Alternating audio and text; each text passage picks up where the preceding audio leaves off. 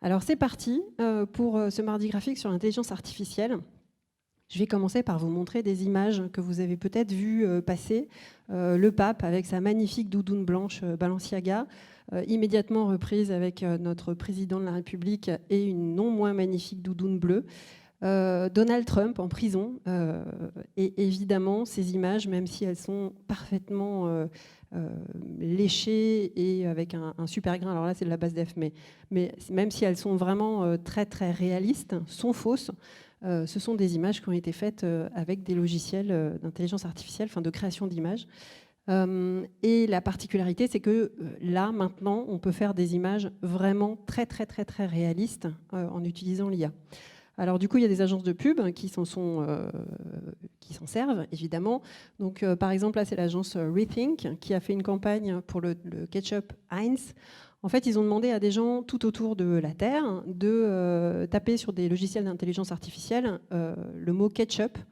Et en fait, ils se sont rendus compte que les étiquettes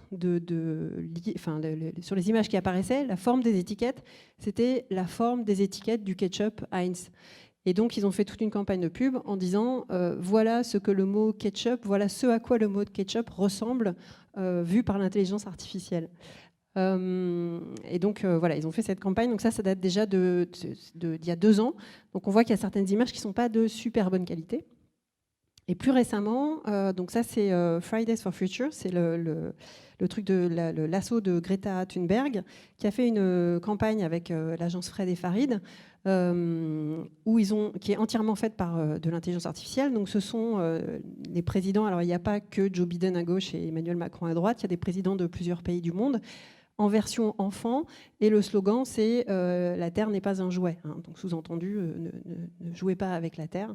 Donc c'est entièrement réalisé en intelligence artificielle, évidemment. La marque Undiz, qui est une des marques du groupe Etam, avec l'agence Cowboys, qui a fait un shooting en intelligence artificielle aussi.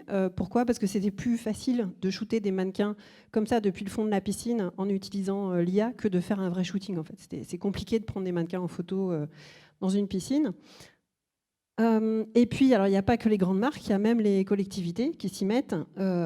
Ici, c'est Saint-Étienne qui a pris en photo ce gentil petit écureuil cycliste. Donc évidemment, c'est pas très facile de trouver un écureuil sur un vélo. Donc c'est plus facile de le faire en intelligence artificielle. Et on voit que ça marche bien. Enfin, l'écureuil, il a l'air tout à fait réaliste. Donc même les collectivités locales s'y mettent. Alors, qu'est-ce que c'est que l'intelligence artificielle ? Je vais essayer de ne pas dire trop de bêtises, hein, parce que je ne suis pas très pro, mais vous pourrez poser vos questions si vous avez un peu plus de questions, et je ne suis surtout pas mathématicienne. Wikipédia dit que c'est un ensemble de théories et de techniques qui visent à réaliser des machines capables de simuler l'intelligence humaine. Et ça, c'est important, ça simule l'intelligence. En fait, le mot intelligence artificielle, c'est pas un bon mot. C'est pas comme ça qu'on devrait appeler l'intelligence artificielle, parce que ça n'est pas de l'intelligence.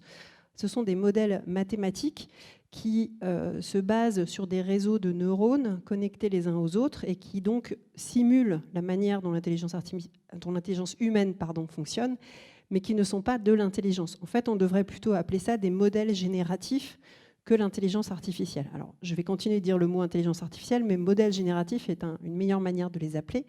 Comment ça marche ? En gros, vous nourrissez donc ces espèces de réseaux de neurones artificiels en leur donnant des milliards d'informations, que ce soit du son, que ce soit de l'image, que ce soit de la vidéo. Ils vont moissonner tout ça, ils vont récupérer toutes ces informations, ils vont les transformer en petits morceaux d'informations avec un code à chaque fois. Et en fait, ils vont du coup être capables de reconnaître des objets, suivre des instructions, etc. Il y a un article qui est paru dans le Financial Times qui explique ça très très bien, point par point. Et en fait, ce que ça explique surtout, c'est que ça se base sur des probabilités. En fait, c'est vraiment des modèles mathématiques. Et donc, c'est, par exemple, si je vous dis, si je mets dans l'intelligence artificielle les mots météo et Bretagne, j'ai le plus de chances d'avoir de la pluie pour certains, du soleil pour d'autres ou de la plage. Voilà, donc c'est vraiment une question de quelle est la plus forte probabilité d'avoir une suite logique. Donc c'est sur cette base-là que ça fonctionne. Si je prends les mots météo et climat, je ne vais pas avoir du tout le même genre de mots derrière qui va apparaître. Alors évidemment, je suis allée tester certains logiciels. Donc j'ai commencé par Firefly d'Adobe. Alors moi, je suis pas du tout, je découvre l'intelligence artificielle, hein. Je suis pas du tout une pro, vraiment pas. Donc je suis allée tester. Par contre, je suis une fan de Fiat 500. Donc je lui ai demandé de me faire une Fiat 500 rouge. Alors les vieilles Fiat 500, hein, pas les nouvelles, hein, les vieilles, de me faire une Fiat 500 rouge de face dans une rue de Rome. Et donc je pense qu'Adobe, loin aux États-Unis, ne sait pas du tout ce que c'est qu'une vieille Fiat 500 rouge, petite voiture italienne des années 60. Donc il m'a fait n'importe quoi au niveau de la voiture. Par contre, il me l'a bien mise dans les rues de Rome. Mais ce qui est sympa avec Firefly, c'est que, évidemment, quand on est graphiste, on a l'habitude de se servir de la suite Adobe. Donc c'est assez intuitif, c'est assez facile de s'en servir en fait. Et puis là, on en parlait tout à l'heure avec Étienne, il va y avoir les fonctionnalités de ces logiciels-là, de création d'images, vont rentrer dans Photoshop, vont rentrer dans Illustrator, et on ne va plus avoir besoin d'aller sur d'autres logiciels, on va sans doute pouvoir s'en servir depuis les logiciels qu'on a l'habitude d'utiliser aujourd'hui. Je suis allée tester évidemment Midjourney, qui est le logiciel de génération d'images que tout le monde utilise maintenant. Et là, je vous avoue que, vu mon grand âge et vu mon côté graphiste qui a besoin de trucs simples à lire, j'ai vraiment du mal avec l'interface de Midjourney. Moi, je suis complètement perdue avec, je ne sais plus comment il s'appelle, là, Discord, merci. Je capte rien, honnêtement, je suis perdue. Donc j'ai quand même réussi à sortir ma petite Fiat 500 rouge, qui est très jolie, hein, qui a été très très réussie. Mais voilà, j'ai un petit peu du mal avec l'interface. Et j'ai quand même essayé aussi Canva, qui alors lui, il m'a bien réussi ma Fiat 500 rouge. Il y a quelques petits détails qui vont pas, mais par contre, moi, ce que je trouve intéressant avec Canva, c'est que lui, il va aller chercher des fonctionnalités dans plein d'autres logiciels et il va permettre à des gens qui ne sont pas des professionnels de la communication de faire des choses. Vous pouvez faire de la mise en page, vous pouvez générer de l'image, vous pouvez faire un tableau comme sur Miro avec des post-it et collaborer à plusieurs. En fait, il va réunir plein de fonctionnalités de plein de logiciels et les rendre très simples à utiliser pour des personnes qui ne sont pas professionnelles. Donc ça, c'est intéressant, je pense, pour des chargés de communication, par exemple. Enfin, c'est vraiment un truc à suivre, quoi. Voilà, mais je sors un peu du sujet. Donc voilà, moi, c'est ce que j'ai fait moi, mais encore une fois, je n'ai pas passé des plombes sur l'intelligence artificielle, j'en suis vraiment à la découverte. On va avoir des exemples plus intéressants tout à l'heure. Donc, il y a des gens, évidemment, qui s'en servent depuis un certain temps. Alors, j'ai eu beaucoup de mal à trouver des exemples de création graphique. Donc, un des seuls exemples que j'ai trouvé, c'est celui de Cheval Vert, qui, en 2017, pour un événement sur l'art, le design et l'intelligence artificielle, déjà en 2017, a fait des propositions graphiques en utilisant un logiciel d'intelligence artificielle, alors de l'époque. Mais du coup, il y a une esthétique certaine dans ces visuels. Et donc, il a mélangé ça avec de la typo, etc., pour faire les supports de communication de l'événement. C'est à peu près le seul exemple que j'ai trouvé. Par contre, j'ai trouvé évidemment sur Midjourney pléthore de personnes qui font des tas de propositions. Donc ça va du style de dessin BD que vous avez à gauche, plus classique, la deuxième en partant de la gauche, en mode steampunk là avec le robot, jusqu'à de la photo. Enfin voilà, il y a pléthore de propositions qui sont quand même un peu stéréotypés. C'est-à-dire que souvent, on retrouve un peu les mêmes styles d'illustration. Voilà, vous avez des gens qui font de la photo, type photo de mode. C'est extrêmement léché, hein, on ne fait pas la différence. Vous voyez, la petite fille qui est là, on ne fait vraiment pas la différence. Alors, elle est vraiment parfaite, mais avec une photo réelle. Et puis, donc, il y a quand même des gens qui ont des propositions beaucoup plus personnelles, beaucoup plus originales, alors autour de la photo, mais qui proposent, que ce soit des personnages réels ou des personnages imaginaires, c'est vraiment... les visuels sont magnifiques, quoi. Ils sont super bien léchés. Donc là, des personnages imaginaires, là, des personnages réels. Honnêtement, c'est difficile de voir si c'est de la photo de mode ou si c'est de la photo faite avec l'IA, quoi. Et évidemment, il n'y a pas que des propositions sur des personnes, il y a aussi des essais en typographie. Donc là, quelques exemples du travail d'Étienne. D'autres gens qui font de la typo en testant des textures. Alors on avait vu ça aussi avec de la 3D il y a quelques années. Donc il y a des gens qui sont très très spécialisés. Bon, il y a aussi des gens qui sont très très spécialisés en bimbo. Voilà, chacun son truc. Et justement, l'intelligence artificielle, ça a des limites aussi. Moi, j'en ai a priori identifié quelques-unes. La première, c'est qu'il y a des biais et c'est extrêmement stéréotypé. C'est-à-dire que là, j'ai tapé par exemple femme belle marche dans les rues de Paris. Et donc, si vous avez plus de 25 ans et que vous n'êtes pas blanche et que vous n'avez pas un décolleté, vous n'êtes pas une femme belle, que vous soyez dans les rues de Paris ou ailleurs. Hein. Donc, c'est vraiment des réponses très, très stéréotypées. C'est normal, puisqu'encore une fois, c'est de la probabilité. Donc, il va vous proposer une image qui a la plus forte probabilité de répondre à ce que vous avez demandé. Mais c'est un premier biais quand même, donc c'est des représentations très stéréotypées. Un deuxième, c'est que je lui ai demandé de mettre une personne dans la voiture. Il m'a mis une personne dans la voiture. Voilà. Donc encore une fois, je débute sur Midjourney, donc je ne sais pas bien m'en servir. Donc je pense que quelqu'un qui saurait bien s'en servir arriverait à mettre la personne dans la voiture, mais pas dans le capot.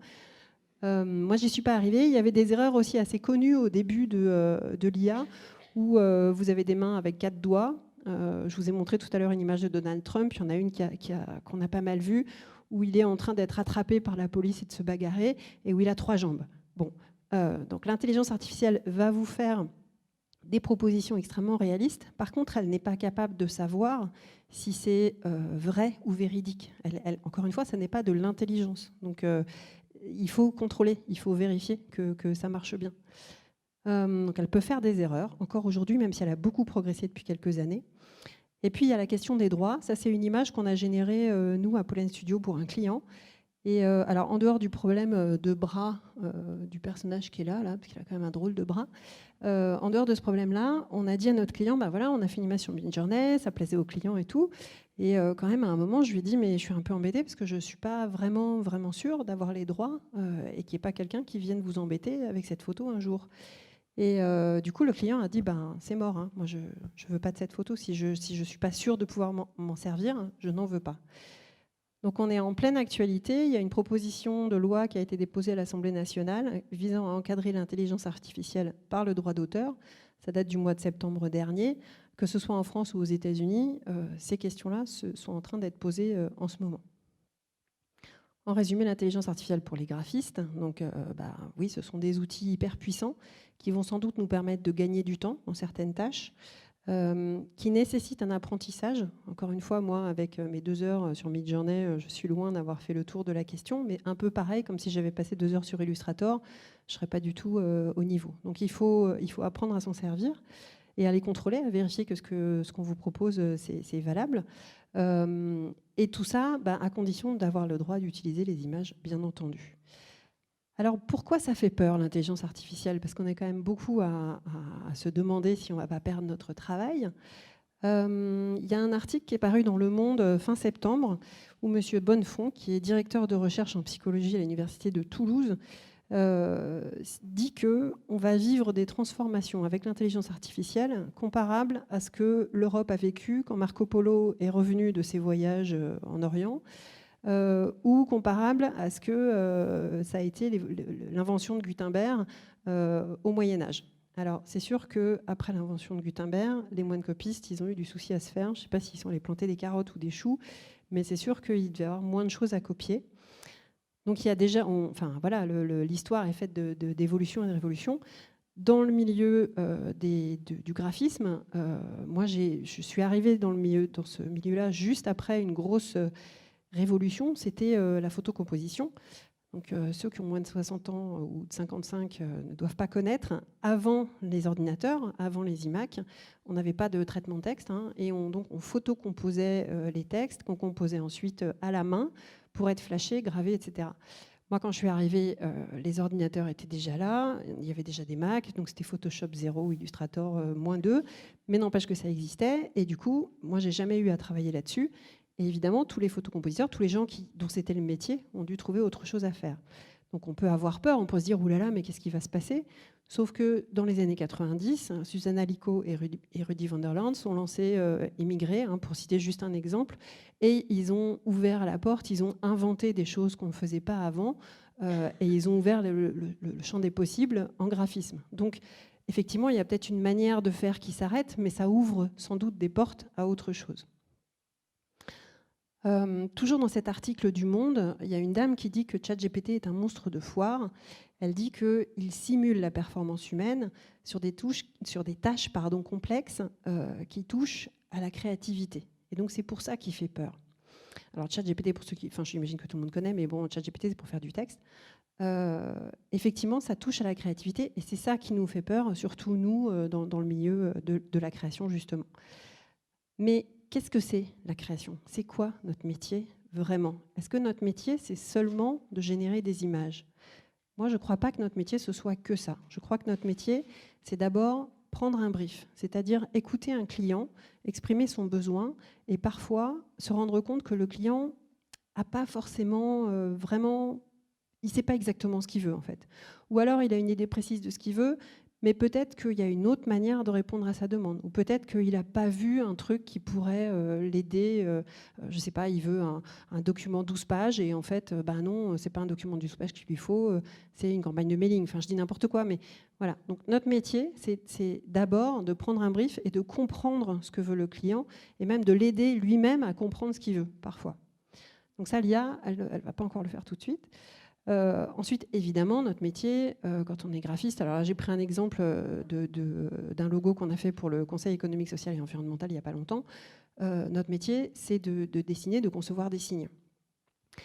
Mais concevoir un signe, c'est dessiner, mais c'est dessiner à dessin. C'est avec un but, en fait. C'est-à-dire que quand on dessine un logo, on ne dessine pas n'importe quoi qui nous vient par la tête. On a pris le brief et on a une vision de ce qu'il faut, on a une vision de ce qui va rendre service à notre client, de ce qui va correspondre à sa demande, de ce qui va répondre à sa demande. Et donc, avoir cette vision, c'est ça qui fait qu'on est graphiste et c'est ça qui fait qu'on va trouver la bonne réponse. La troisième chose, c'est qu'on doit savoir choisir. On a un œil qui est exercé et on va savoir reconnaître quelles sont les bonnes propositions et quelles ne sont pas les bonnes propositions. J'ai testé Logo AI, donc c'est un logiciel qui vous génère des logos, donc toujours avec le CESE. Donc il m'a généré une pile de logos, je crois qu'il y en avait une centaine. Bon, à part le fait que j'avais un petit peu envie de vomir quand même, vous montrez à vos clients sans logo, enfin vous le perdez complètement, votre client. Moi je vois déjà, quand on propose 3, 4 propositions éventuellement, déjà c'est compliqué de choisir, quoi, parce que le client il ne sait plus trop à force. Donc vous imaginez, devant 100 propositions, c'est pas possible. Donc notre rôle, c'est pas forcément d'en faire 150 des propositions, c'est d'en faire 2, une qui va être vraiment très bonne et de savoir repérer quelle proposition va être la bonne. Ensuite, évidemment, on ne s'arrête pas à un signe. Hein. Quand on est graphiste, souvent, on fait tout un univers visuel. Donc, ça va être choisir des typos, ça va être choisir des couleurs, ça va être mettre ça en page, trouver une manière de faire la mise en page. Alors là, l'IA va pouvoir nous aider sur certains aspects. Par exemple, en discutant avec Étienne, il me disait que sa femme, qui est graphiste, se servait de l'IA pour trouver des associations de couleurs auxquelles elle n'aurait pas forcément pensé. Donc voilà, il va pouvoir nous aider sur des trucs, mais il ne va pas avoir la vision globale. Il ne va pas avoir cette vision que vous avez, vous, de là où vous voulez aller avec votre client. Et puis enfin, le dernier truc, c'est que je ne sais pas si vous avez vu la série Mad Men, mais on est tous un peu des down-drappers. Il faut arriver à convaincre les clients.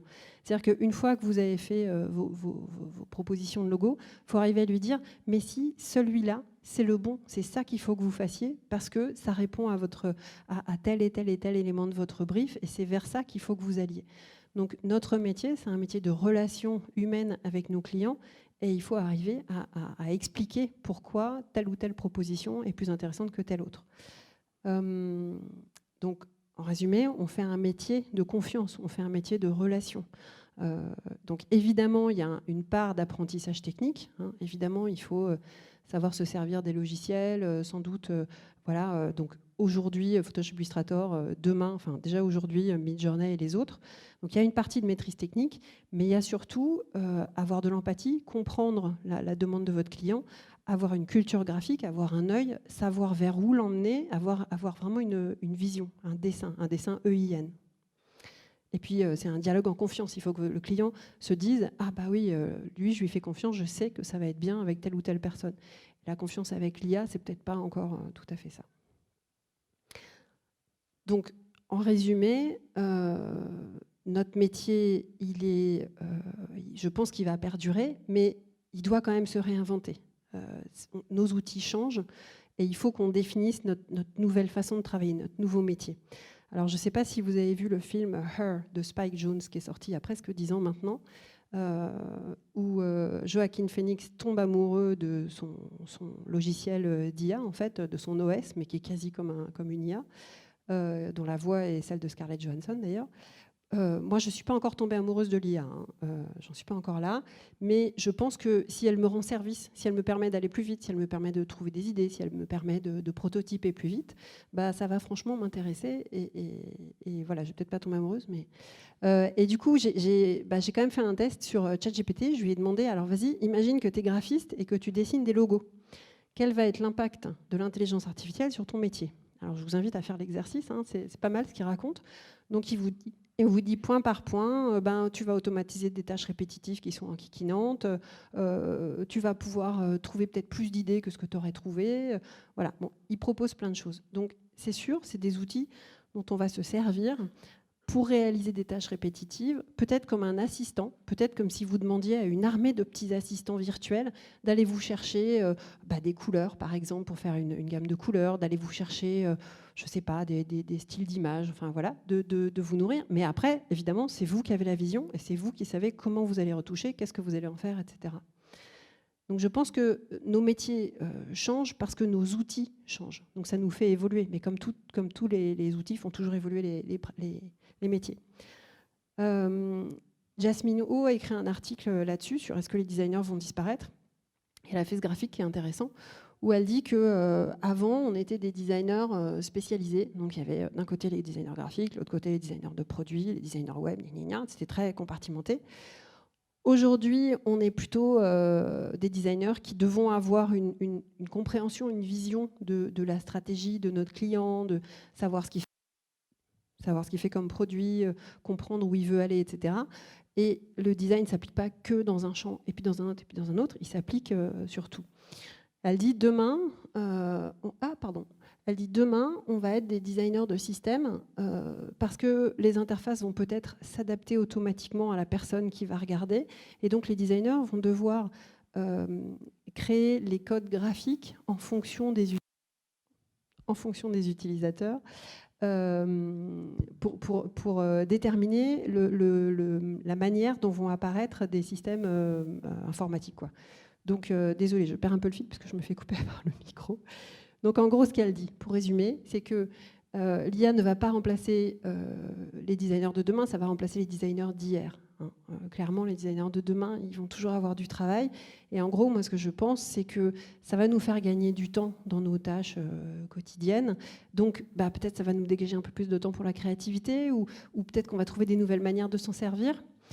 Donc, en conclusion, que vous ayez peur ou que vous ayez la flemme, parce que moi c'est la flemme, d'utiliser l'intelligence artificielle, non, il faut y aller, il faut s'en servir, il faut mettre les mains dedans, il faut regarder des tutos, se familiariser, essayer de faire des projets avec, il faut s'en emparer, parce que c'est comme ça que chacun de nous va trouver sa manière de faire, sa recette de cuisine, et c'est comme ça qu'on va inventer le métier de designer de demain. Donc j'ai la lourde tâche, pour ceux qui m'ont déjà vu, en fait, d'animer les tables rondes dans une idée que peut-être parmi vous, il y a des gens qui ne sont pas graphistes. Et donc je vais essayer de représenter aussi les gens qui ne sont pas graphistes. Alors je vous arrêterai s'il y a un peu trop de jargon ou des acronymes ou des choses comme ça. Et puis surtout, je vais essayer de vous faire part aussi de mon étonnement. Alors je suis un peu impliqué dans les sujets de l'IA parce que dans mon activité, moi je travaille sur le sujet d'innovation.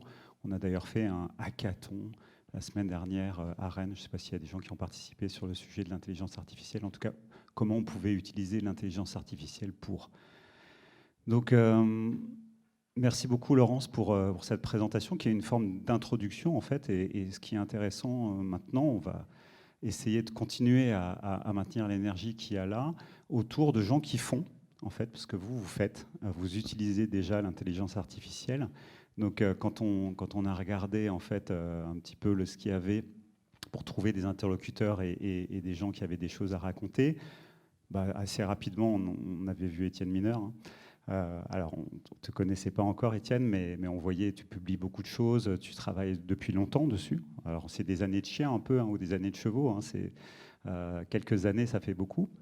Et juste pour la petite anecdote, en fait, Gilles Estine de Kérosène, on te connaît depuis super longtemps.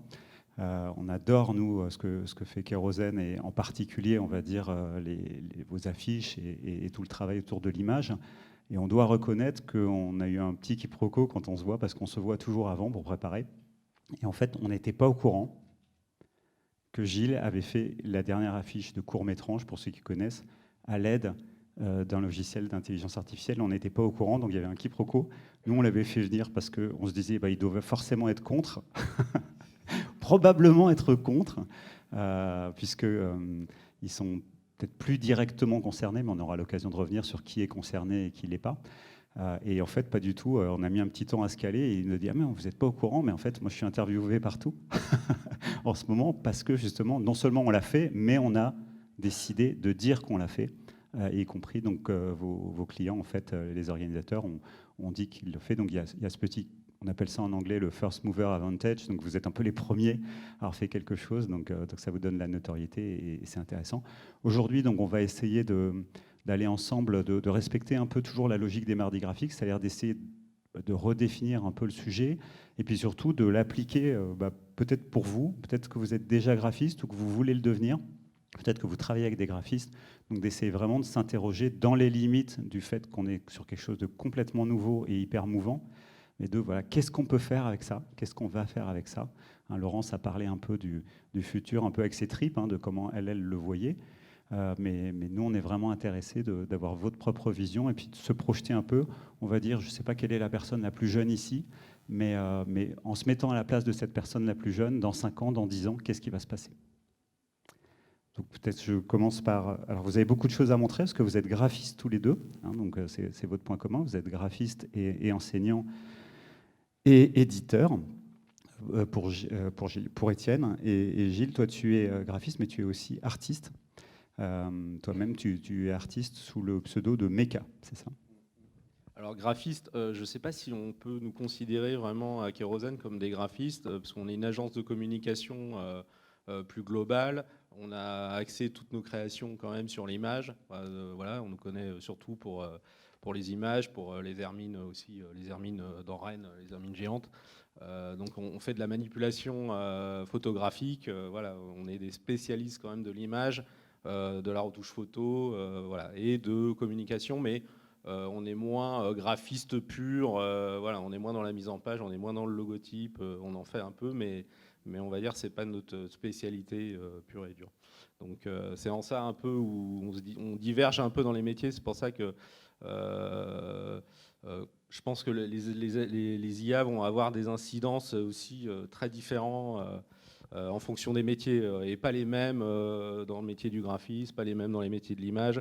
On l'a vu dans les métiers de l'image, ça va être, je pense que la révolution va être assez dense et va aller assez vite et peut même parfois paraître violente pour certains, donc il faut se préparer quand même assez bien pour absorber un peu le choc et accaparer l'outil, quoi. On va avoir le temps d'approfondir ça.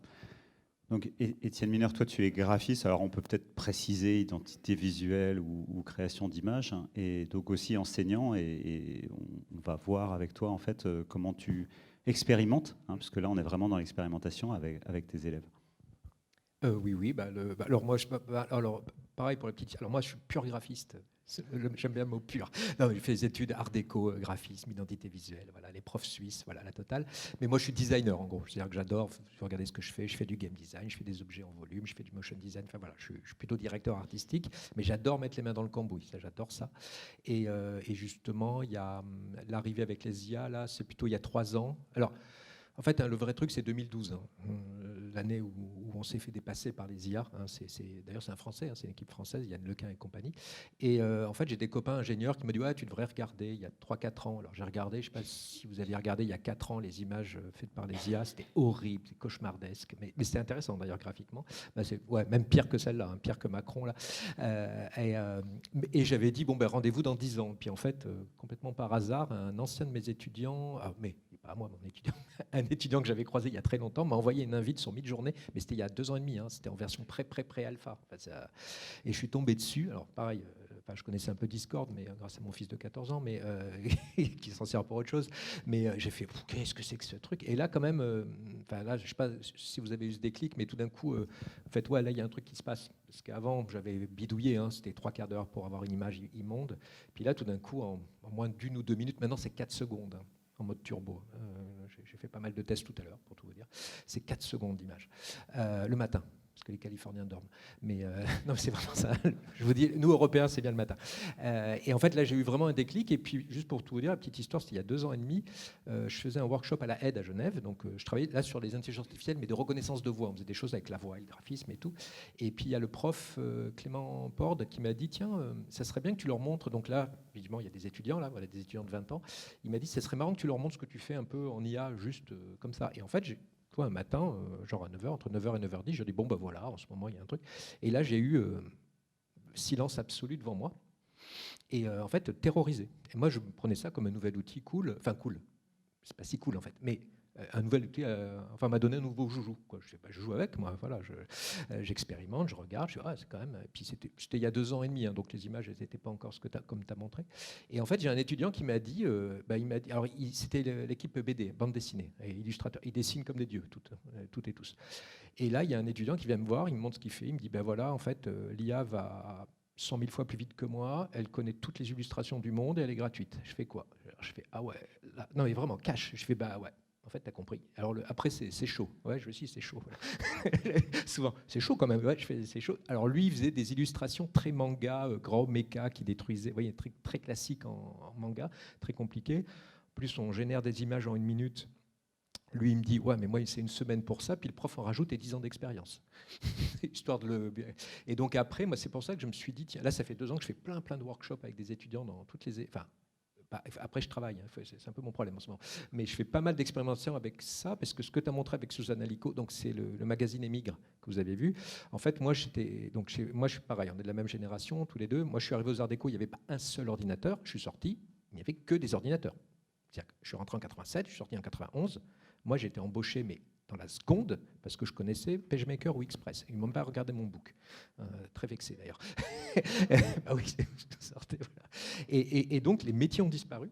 Il y a des métiers en 3 ans. Hein. Donc, c'était dans les années fin 80. Hein. Donc, moi, je revis ça. Mais en même temps, moi, je vois ça d'une manière plutôt positive. Parce que d'abord, j'avais 20 ans. Donc, c'était toujours mieux avant. Mais c'est surtout que tout d'un coup, il y a des Philippe Appelois, Neville Brody, il y a les émigrés. Il y a eu une explosion de créativité graphique parce que ça a ouvert des portes. Voilà. Et donc, moi, je me dis, en fait, il faut, vous et moi, hein, et tous, on a cette responsabilité de trouver des usages, des pratiques, des nouvelles esthétiques, des nouvelles manières de voir le monde avec ces outils. Par contre, ils sont vraiment dangereux. Hein, là, tu as parlé un peu des biais. Dangereux Oui, ultra dangereux. Enfin, c'est des biais, des biais algorithmiques extrêmes. C'est ce que tu as montré. Encore, tu as été gentille, hein, les filles en décolleté et compagnie. Mais aucune base de données est neutre. C'est ce qu'essaye de nous faire croire ChatGPT actuellement. Je ne sais pas si vous avez vu, ChatGPT 4, il n'est vraiment pas drôle. GPT 3 est cool. Est très cash, mais maintenant il est censuré non-stop. Photoshop, j'en parle pas. Je ne sais pas si vous avez utilisé le nouveau DALI 3. Le mot danger est interdit. Enfin, voilà. Donc non, mais on arrive à un domaine, on peut rien faire. Voilà. Donc ça c'est un peu problématique. Mais c'est ça. À la fois c'est un outil extraordinaire et à la fois, comme les algorithmes, après je vais en parler. Mais en fait il y a un domaine, c'est l'open source. Et en fait il y a soit vous avez vraiment Midjourney, DALI, ChatGPT qui sont fermés totalement, qui prennent la décision pour nous de dire une belle femme, c'est une femme blonde décolletée.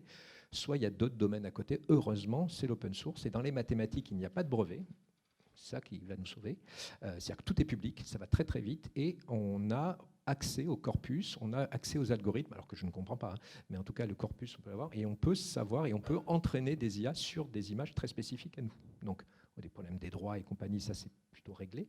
Et là c'est intéressant parce qu'on peut imaginer dans un futur, même moi je le fais, hein, pour tout vous dire, j'ai un projet, là j'entraîne des IA sur, pour tout vous dire, des cartes postales des Alpes de 1900, enfin du 19e siècle, pour générer un truc en 2080. Voilà. Mais je maîtrise mon corpus. Voilà. Et là, ça devient, là, moi, je trouve que ça devient intéressant parce que je sais pourquoi, à un moment donné, le petit nuage, il est comme ça, ou quand j'ai des représentations humaines, pourquoi ils ont des grosses moustaches, les hommes, ouais, puisque c'est que des illustrations du 19e siècle. Voilà. Donc, je pense qu'il y a plein de choses très, très intéressantes. Et dès que vous mettez les mains dedans, il y a un côté un peu, ce que tu disais, c'est pas si intelligent que ça.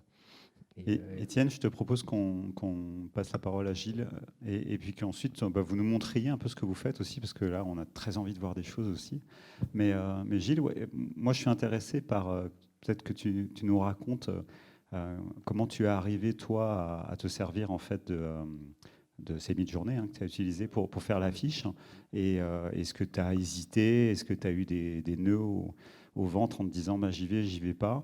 Et puis surtout, ce qui nous intéresse, parce que comme on le disait tout à l'heure, malheureusement, ils ne sont pas là. C'est la première fois qu'on fait un mardi graphique sans les clients. Mais qu'est-ce que tes clients ont pensé à ce moment-là? Et puis comment est-ce qu'eux aussi, ils ont eu un peu la boule au ventre avant d'annoncer comment ils avaient créé cette image? Enfin, comment vous aviez en fait créé cette image? L'appréhension de la plateforme Midjourney, je pense que c'était un peu comme toi, tout à fait. On entend parler, et puis au départ, on ne fait pas attention, et puis on entend parler encore la semaine d'après, et puis la semaine d'après, voilà, et puis au bout de la 4e fois, on dit bon, à force d'en entendre parler, on va quand même aller voir ce que c'est. Alors c'est vrai que c'est une plateforme, c'est quelque chose de tellement neuf que je ne sais même pas.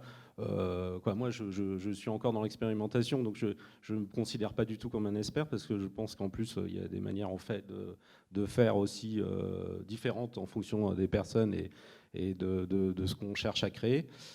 Donc on a commencé à l'expérimenter, je crois, au mois de mai de l'année dernière. Par contre, juste pour préciser, Jean-Charles, lui, il est expert Adobe, ça. Enfin, il est expert Adobe Photoshop. Pour lui, il est vraiment expert. Il était invité par Adobe à San Diego. Donc c'est vrai qu'on a notre compétence, c'est vraiment très Photoshop à la base. Mais Jean-Charles n'était pas là puisqu'il était en année sabbatique. Ils ont profité qu'il soit parti en fait. Voilà. Et donc on a commencé à expérimenter un petit peu, à regarder comment ça fonctionnait, etc. Et au départ, donc au cours mois mai-juin, et l'idée quand même née, parmi nos clients, on a le festival Court-Métrange, parce qu'on ne s'est pas dit on va commencer à faire des images avec Midjourney comme ça à tout va. On va d'abord tester la plateforme pour voir ce qu'elle a dans le ventre et ce qu'elle donne. Donc tu parlais tout à l'heure des problèmes. Alors à Midjourney au mois de mai, les doigts, il y en avait 6, des bras dans le dos, bref, c'était un enfer quand même. Donc on a vu que ça fonctionnait pas, en tout cas qu'on n'allait pas. Voilà, il y avait des grains d'images aussi photographiques qui étaient très typés quand même, IA, etc. Donc à ce moment-là, on a abandonné cette idée, parce que c'est vrai que ça nous paraissait séduisant, parce qu'on, comme c'est un festival qui parle de fantastique et un peu du futur, etc., on s'est dit, c'est quand même assez marrant quand même de se dire on va faire une image avec une IA pour ce festival.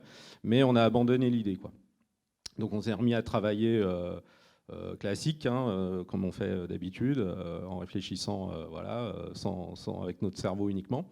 Et au bout de quelques mois, on a sorti des pistes, etc. Et puis en fait, c'est allé très très vite en fait. Moi, je continuais un peu à tâtonner dessus pour un peu voir ce qu'elle pouvait donner sur des travaux personnels, etc. Et puis, au bout de 3-4 mois, donc je crois vers le mois d'octobre de l'année dernière, on présente souvent les pistes vers novembre, décembre pour le festival Court-Métrange pour l'année d'après. Et en fait, on voit que elle est très vite, et il y avait plein de choses qui avaient été éludées. La capacité de la machine à créer une image plus originale et en tout cas plus satisfaisante, etc., commençait à voir le jour. Du coup, c'est revenu sur le tapis, On s'est dit, bon, allez, on repart un peu, on refait des essais. C'est marrant, ça ressemble un peu au test de Turing. Pour ceux qui connaissent le test de Turing, ça consiste à poser... à montrer en fait à poser une question à une machine et à demander à l'interlocuteur est-ce que c'est une machine qui répond ou est-ce que c'est un humain, et on compare en fait, c'est ce qu'on appelle le test de Turing, qui permet de voir à partir de quand la machine quelque part a atteint un niveau qui n'est plus perceptible en fait, donc on peut plus distinguer de réponse d'humain. Donc là, toi, ton test de Turing, c'était en début d'année à peu près, En début d'année, en fait, on s'est retrouvé devant le client avec nos pistes donc créatives, et c'est vrai qu'on fait pas mal de pistes quand même pour Court-Métrange. On est entre 6. Alors on en fait beaucoup plus que pour les logos. On en a en moyenne 6 ou 7, voire 8 pistes différentes. Et donc dans toutes ces pistes, il y avait des pistes faites avec l'IA. l'IA et des pistes faites comme on travaille d'habitude en montage photo avec de la matière qu'on produit ou qu'on va chercher sur des images banques comme Shutterstock, etc. Et donc en fait, dans la présentation, on n'a pas, c'est le fameux test de Turing, c'est qu'on a eu au client que certaines images étaient créées avec une IA et certaines autres pas. Voilà. Et en fait, à vous de deviner, on vous dit pas. Voilà. Et donc, comme on est dans un univers fantastique, voilà, avec des images et des montages photos très complexes, etc. En fait, il s'est produit que un coup, c'est de l'IA. Bah non, c'en est pas. Bah ça, je suis sûr que c'en est pas. Bah si, c'en est.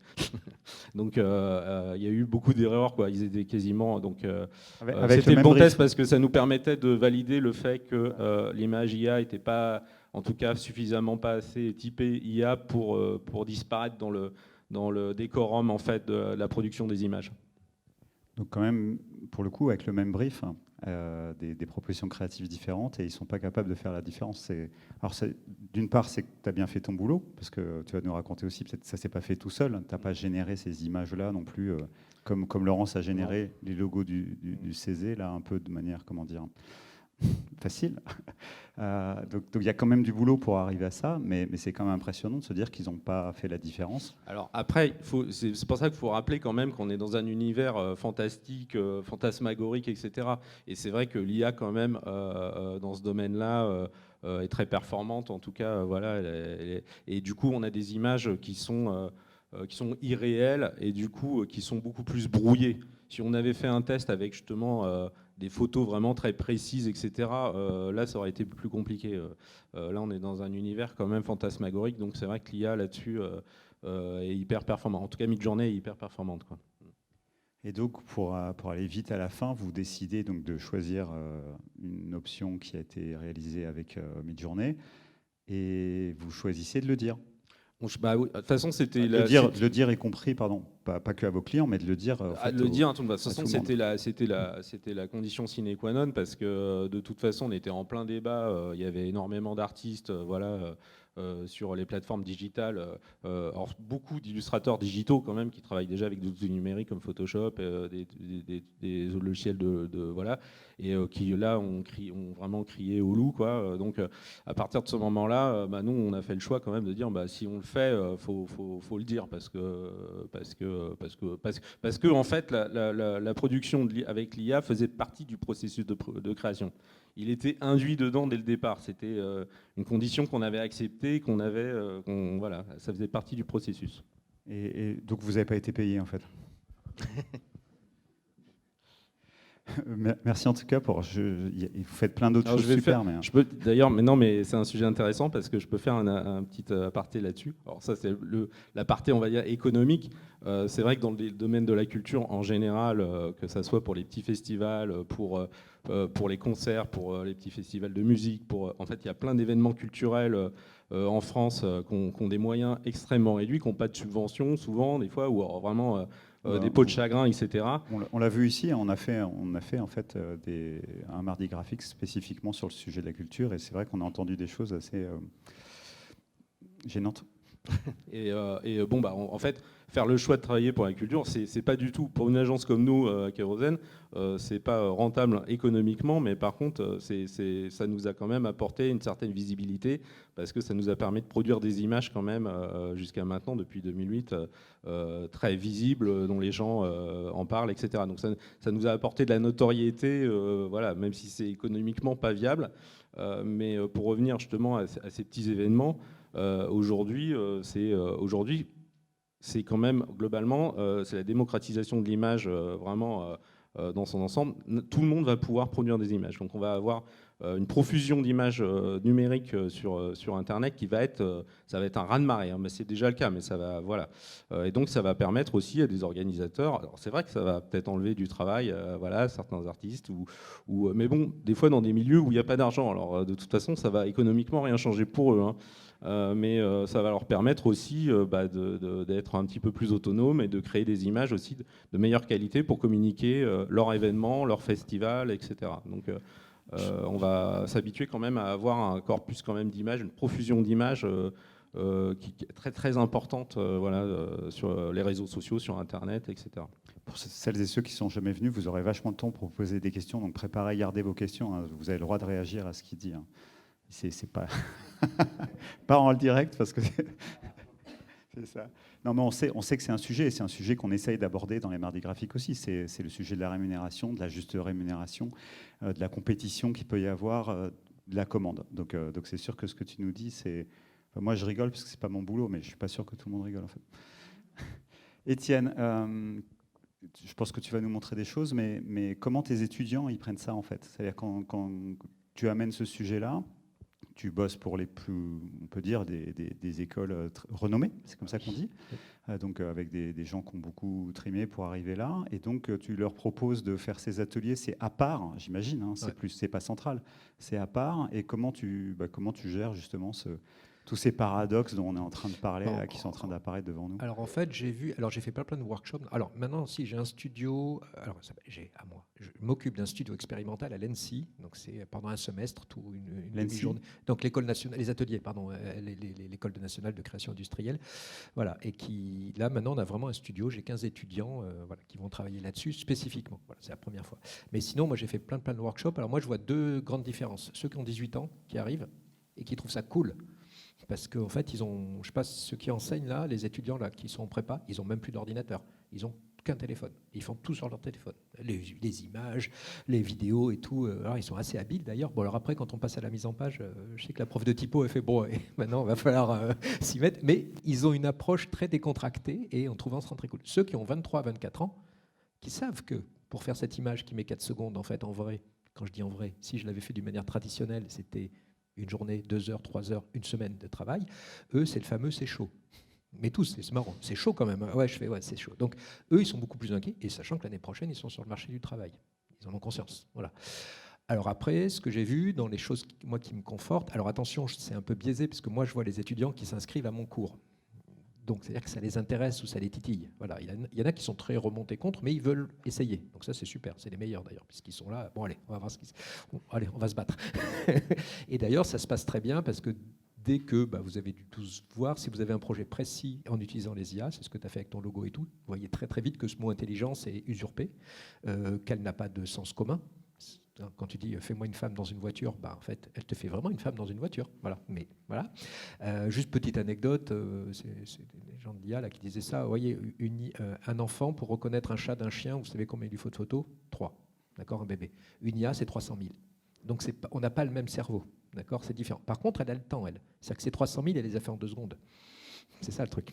C'est qu'on n'est pas dans le même espace-temps que ces IA. Donc, on discute avec quelqu'un. Enfin, moi, c'est une sorte de copilote. J'ai un assistant complètement fou, sous ecstasy toute la journée, mais par contre, qui se fatigue jamais, qui comprend la moitié de ce que je dis, mais qui, des fois, voilà, c'est ce qu'on voit avec les étudiants, je le vois aux yeux des étudiants, des fois. Alors, soit ils sont outrés parce que tout d'un coup, il y a un truc horrible qui s'affiche à l'écran, soit tout d'un coup, il y a une idée qui arrive. C'est ça qui est intéressant. Alors, l'idée, c'est pas l'IA qui l'a eu, c'est nous qui projetons une idée dessus. Et c'est là où on fait la différence. C'est que, comme tu as fait, tu peux faire 300 000 logos, après avec ton client d'ailleurs, client ou autre, il va pas. C'est vous qui choisissez. On est plutôt des curateurs en fait, ou des commissaires d'expo presque, des directeurs artistiques, et c'est nous qui allons choisir. Tu vois, sur toutes les images que tu as pu faire là, c'est toi qui, avec ton équipe, qui a dit bon ben voilà, celle-là, par rapport au sujet, par rapport au thème, par rapport à notre client, et ce qu'on a envie de dire, ben voilà, je vais proposer ces 3 sur les 300 que j'ai faites hier. Et, voilà. Et ce que j'ai trouvé intéressant quand j'ai regardé les vidéos que tu postes et tout, c'est ce côté aller-retour. Ouais, c'est le dialogue. Que je trouvais carrément intéressant, parce qu'on le voit bien pour ceux qui font. Ouais. Ça, c'est super. Alors, je vais vous la faire. C'est une étudiante en bande dessinée qui a un niveau pas mal. C'était pile l'année dernière, donc à Genève. Ils étaient en master, donc ça veut dire qu'ils ont 4-5 ans en BD, ils sont vraiment aguerris. Et là, elle a fait un truc super bien. Alors, je crois qu'elle s'appelle Margot. Bon, il faudrait que je mette son nom. Elle voulait faire les personnages pour l'opéra de Faust. Voilà. Donc elle a pris les descriptions, elle les a mises dans Midjourney, donc l'IA, qui lui a proposé des caractères, des personnages, et à un moment donné, elle a trouvé des personnages qui l'intéressaient. Elle les a redessinés à la main. Donc elle a repris le pouvoir. Je ne sais pas si on le voit sur ces dessins là. Voilà ici. Et après, elle a remis ces images dans Midjourney en disant tu me les habilles maintenant. Et donc c'était super bien. Elle a fait un dialogue. Voilà. Et ça, c'était d'une manière intuitive. C'était marrant, c'était il y a un an et demi, ça. Donc elle l'a fait comme ça. Et le résultat était très, très bien. Et pareil, il y en a une autre, je ne sais pas si tu l'as après, en bleu. Voilà, celle-là. Donc c'est Margot Herbelin. Ah ben oui, super. C'est toi qui as trouvé son nom ou c'est moi qui te l'ai donné? Ah ben super, voilà. Et elle a, pareil, elle a je ne sais plus combien là, 100 000 followers. Enfin, c'est marrant. Tout d'un coup, vous avez des étudiants peut-être qu'ici qui sont des stars en fait, mais vous n'êtes pas au courant sur Instagram ou TikTok. Voilà, tout d'un coup. Et donc, elle a un style bien aguerri. Et en fait, elle a délégué la partie embêtante de sa BD. Tout d'un coup, elle m'a dit, elle a fait une sorte de petit livre de science-fiction où tout d'un coup, faire des villes vues de haut, faire des bâtiments très complexes, elle a délégué à la machine. Et après, elle a tout redessiné avec son style sur Procreate, mais elle s'en est servie comme souvent en BD, on utilise la photo, par exemple. Des fois, on s'inspire de photos, de cadrage. C'est pas copié, c'est juste, tiens, ce cadrage, il est bien. Et après ces petits personnages et tout, c'est son personnage qu'elle a depuis 3-4 ans, donc elle a vraiment complètement fait sa BD. D'ailleurs, les profs, à la fin, il y avait une sorte de petite expo, n'ont pas vu comme tu as dit, c'est-à-dire qu'elle l'a dit, je ne sais plus comment on a dit, aider ou c'est fini, amplifié par une IA. Et donc les profs ont reconnu son style et ça ne faisait pas comme avec les clients, ça ne faisait pas IA. Voilà, c'est intéressant. Par contre, elle avait bien du recul là-dessus et elle a bien compris là où l'IA était meilleure qu'elle. Et comme moi, moi j'ai fait beaucoup de détourage dans ma vie. Je travaillais pour la mode. Je ne suis pas du tout vexé qu'il y ait un petit bouton Select Subject dans Photoshop qui le fasse mieux que moi. Surtout vous, les filles avec... Ah, pardon, quel enfer. Voilà. Donc, ça ne me dérange pas. Par contre, c'est moi qui décide quelle photo et tout je vais prendre. Voilà. Donc, avec les étudiants, on a ce côté très expérimental et très vite, ceux qui étaient inquiets, dès qu'ils voient en fait, qu'on aura toujours besoin d'humains et de dialogue et de choses comme ça, et ils voient très vite que ça fait des images très standardisées et ça tourne très vite en rond. Donc en fait, ça les rassure beaucoup.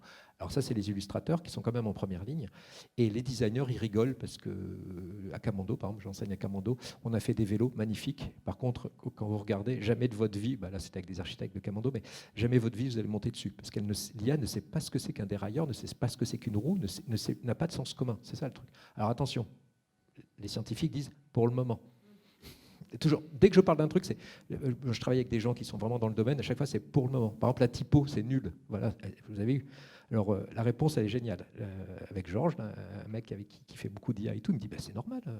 Je dis pourquoi Il me dit tout le monde s'en fout de la typo. Je fais oui. Il est mathématicien, lui. Il me dit il suffit que vous nous donniez un corpus bien structuré. Et puis on va entraîner un modèle dessus. Ouais. Il y a pas, voilà, à chaque fois qu'il y a un truc, c'est genre.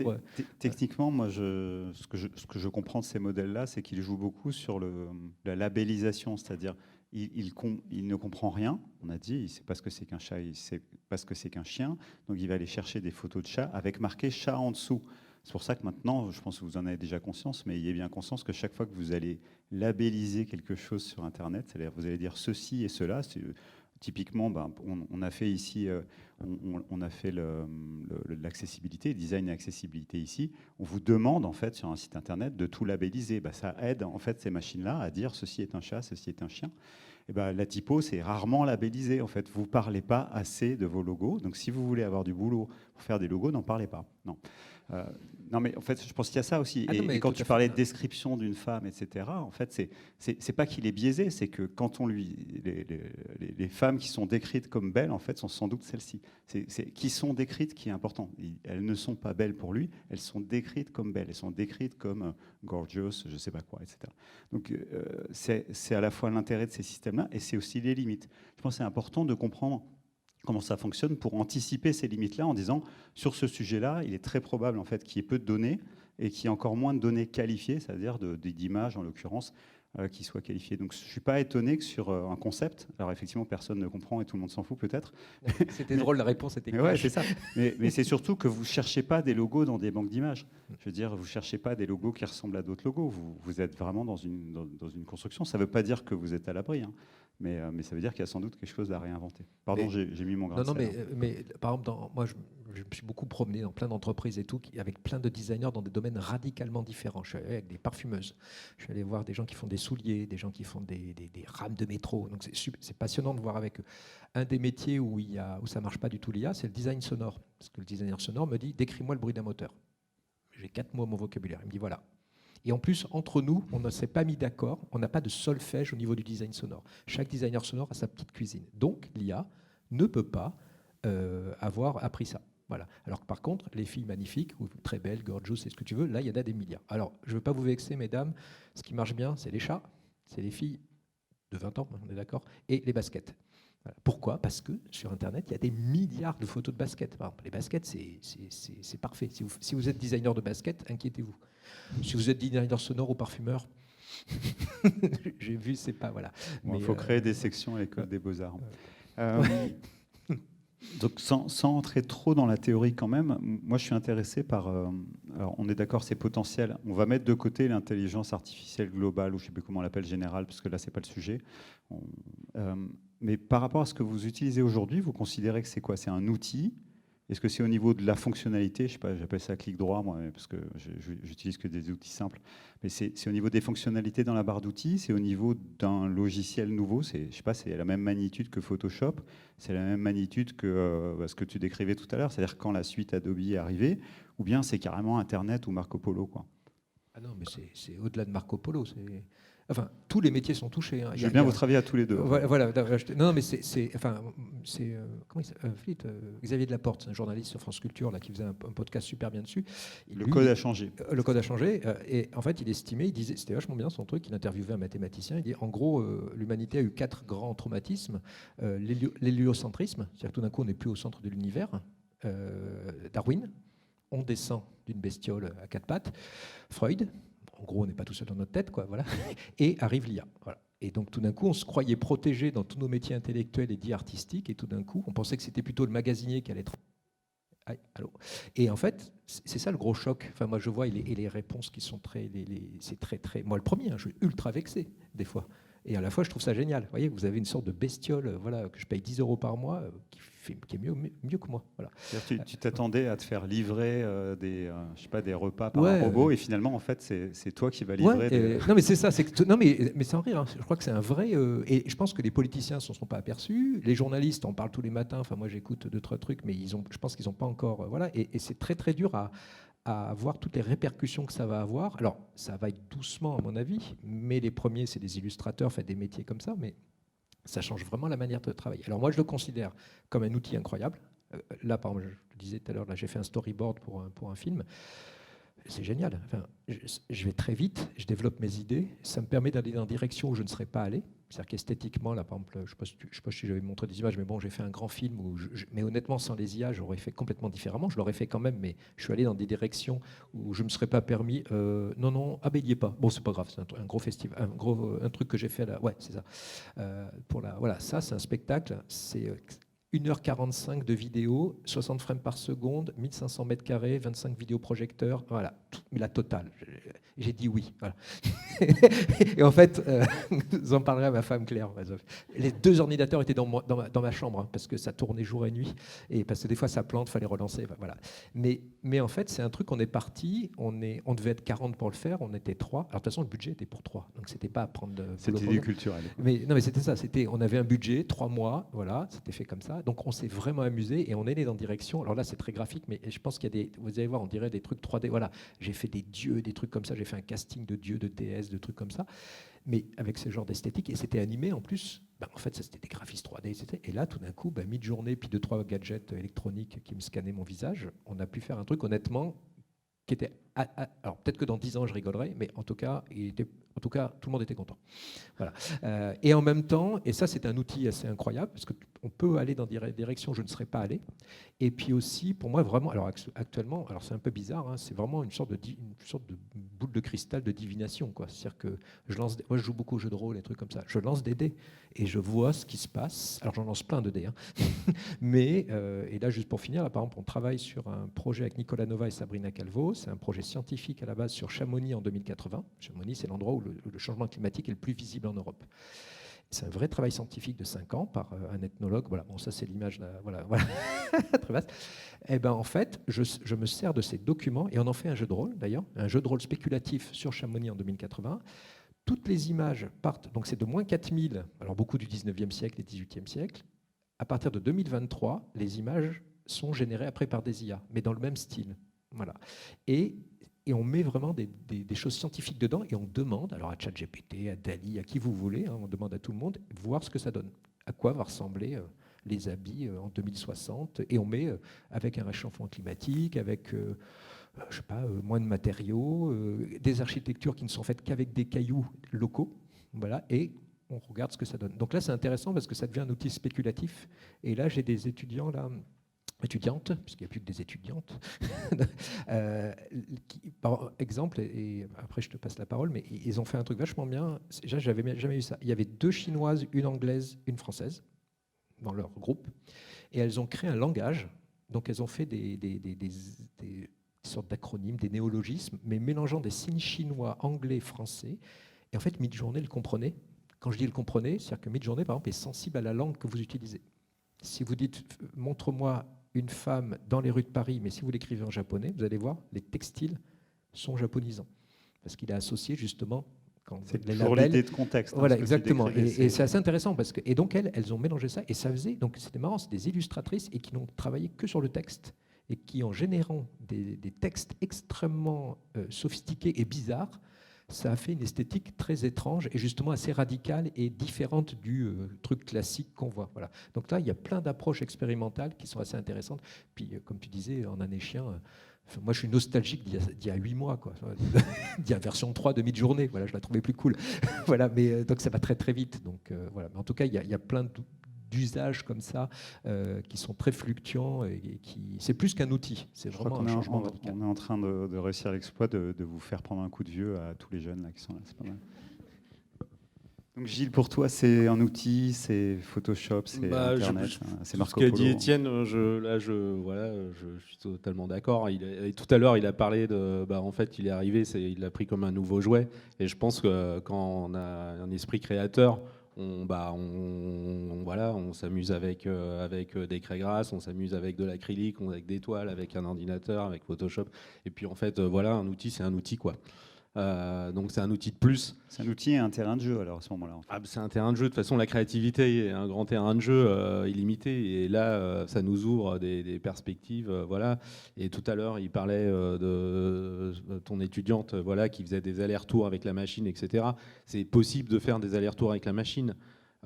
Et c'est, je pense, hyper intéressant. Aujourd'hui, dans Midjourney, par exemple, il y a un Blender. On peut lui apporter, moi j'ai fait des essais avec des dessins que j'ai produits, des dessins Blender, automatiques. donc c'est l'outil qui mélange en fait, qui mélange différentes sources. Quoi. Ça me fait un peu penser, il y a une phrase de Francis Bacon, un peintre anglais, qu'on appelait un grinder, on l'appelait un peu le grinder painter, parce que son atelier était rempli d'images photographiques. Qui faisait des strates, des couches qui se mélangeaient avec la peinture, etc. Une espèce de chaos créatif dans son atelier. Je pense que si Francis Bacon était encore là, je pense que l'outil l'intéresserait parce que il était dans un processus de création comme ça, de compulsion d'images, etc. Et donc je pense qu'avec Midjourney, on a un outil qui est illimité entre ce qu'il va pouvoir produire dans le mélange d'images, mais même les surprises qu'il va pouvoir, les accidents qu'il va pouvoir créer. Mais c'est un outil qu'on peut contrôler. Voilà. On peut simplement faire des images qui ne vont pas être très originales. C'est déjà le cas. On est abreuvé de chats, de Iron Man, bébé Iron Man, de Spider-Man, de choses qui ne sont pas très intéressantes créativement. Et il y a quand même quelques artistes qui commencent déjà à s'en servir. Et justement, je pense, des allers-retours, mixer des images, les mélanger avec des prompts. Aujourd'hui, en sachant que on est donc fin mi-octobre 2023. La technologie est arrivée, on va dire, en 2012, mais on va dire, il y a 1 an et demi. Donc autant dire que c'est un petit bébé, quoi. Donc je sais même pas dans 4-5 ans quelle va être la puissance de la machine, mais je pense que ça va ouvrir encore et l'humain va le façonner aussi à sa manière. Je pense en lui. Par exemple, le Blender dans Midjourney, parce qu'avant on pouvait faire que des prompts et finalement être un peu sujet à la machine. Le Blender, vous allez pouvoir utiliser des images que vous allez produire, vous allez pouvoir mélanger, questionner la machine, récupérer ces images, les retransformer, lui redonner. Donc on peut être quand même dans un processus de création avec la machine qui va être de plus en plus complexe. Et voilà ce que, pour finir, Francis Bacon disait justement, l'art est un jeu et on a le désir de le rendre toujours un peu plus compliqué. Et je pense que là, avec un outil comme ça, les possibilités sont infinies, quoi. Alors, Merci hein, Gilles et Étienne. Moi, je vois bien en fait j'ai l'impression, vous en parlez super bien, donc je rentre bien dans votre cerveau et je vous vois bien en train de vous amuser avec ça et puis de tester des trucs. Mais en fait, moi, je connais bien une fondatrice, dirigeante d'une agence de graphisme avec des salariés, avec des clients. Et j'ai du mal à imaginer en fait comment ça va se traduire en fait au quotidien, dans le quotidien d'une agence. Concrètement, en fait, est-ce que ça va rester un petit peu le petit terrain de jeu là à côté, comme, enfin, je sais pas, chez Pollen, il y a de la sérigraphie, vous faites de la RISO, vous faites plein de choses, vous avez déjà des terrains de jeu. Ou est-ce que ça va rentrer au cœur de la boîte? Et dans ces cas-là, voilà, j'ai plus de mal à comprendre. Alors je sais qu'on est qu'au tout début. J'ai plus de mal à comprendre. En tout cas, je voudrais bien que vous me racontiez comment vous voyez ça dans vos entreprises ou dans les entreprises avec lesquelles vous travaillez. En fait, comment ça va rentrer dedans et qu'est-ce que ça va changer? Moi, je peux en parler que pour une agence de communication parce que voilà, c'est l'entreprise que je connais et c'est le domaine que je connais. Donc, et je pense que chaque entreprise aura des questionnements et des réponses à donner différentes. Pour nous, ça va pas. Voilà, je pense que par exemple, on parlait de storytelling et un peu d'histoire. Et c'est vrai qu'en communication aujourd'hui, ceux qui veulent communiquer, ils veulent raconter des histoires aussi. Et c'est vrai que générer une image derrière un ordinateur, le processus de création est pas très fun, quoi. Je veux dire, quand on fait une image, les making-of qu'on a pu faire sur les images qu'on a créées pour Court-Métrange, on allait en forêt chercher des arbres, on les nettoyait au Karcher, on créait une créature en studio, voilà, et donc on faisait des making-of, on racontait l'histoire de l'image. Et c'était fun. Et ça devient un outil de communication en soi. Et je pense que les marques et tout le monde ont envie aujourd'hui, la communication, c'est quelque chose de plus large. D'ailleurs, on dit même plus publicité, quoi. C'est un terme qui est devenu un peu galvaudé parce que tout le monde aujourd'hui communique quelque chose, un message. Et donc, communiquer une histoire, c'est beaucoup plus intéressant aussi, en plus que de communiquer une image unique. Donc, pour le domaine de la communication, je pense qu'on va garder aussi quand même cette manière de faire dans le réel, parce que je pense il y a deux couloirs qui se dessinent clairement. C'est la réalité et la virtualité, quoi. Et les images, voilà, il va y avoir des images qu'on va créer dans la réalité, des images qui vont rester, qui sont créées dans la virtualité, dans des couloirs, voilà. Alors ça ramène un peu au film de Spielberg, Ready Player One. Tu sais qu'on l'a vu hein, à cause de toi. En fait. On l'avait pas vu. Et on voit bien que voilà, l'être humain, alors bon, dystopie parce que la réalité est vraiment très triste. Mais au-delà de cette dystopie-là, on voit bien qu'on rentre dans deux couloirs quand même, notre vie virtuelle et notre vie réelle. Et je ne pense pas que l'un va vampiriser l'autre, et je pense que ça peut se compléter et dans l'imaginaire et apporter des choses différentes en fait. Juste super concrètement, là, vous formez tous ou non? Tout le monde se forme? Tous les gens qui travaillent sur des images chez toi, ils se forment ou pas à ces outils? À Kérosène? Ouais. En fait, oui, on se forme. On s'auto-forme. Okay. Quoi. Voilà. Après, il y en a qui l'utilisent. Moi, je l'utilise, c'est vrai, beaucoup. Ouais. Je l'ai beaucoup expérimenté. Et puis, je file des tips aux autres. Et puis, voilà. Mais on n'en fait pas. On n'en a pas fait. Une règle d'or dans notre processus de création. On reste quand même. On focalisait. De toute façon, on a toujours été focalisé là-dessus, sur l'idée. Et sur, voilà. Après, si l'outil permet de développer l'idée, on l'utilise. S'il ne permet pas, on ne l'utilise pas. Voilà, je pense que c'est vraiment, il faut le voir vraiment comme un outil. Toujours le préciser, quoi. Parce que là, vous avez fait le test de Turing avec vos clients, mais on voit aussi le moment où vous allez perdre des appels d'offres et vous saurez que l'image n'a pas été générée par un humain. Ça va arriver, ça? Ouais, peut-être, je ne sais pas. Là, je ne peux pas te dire. Parce qu'il y a une éthique, en fait, il faudra le dire.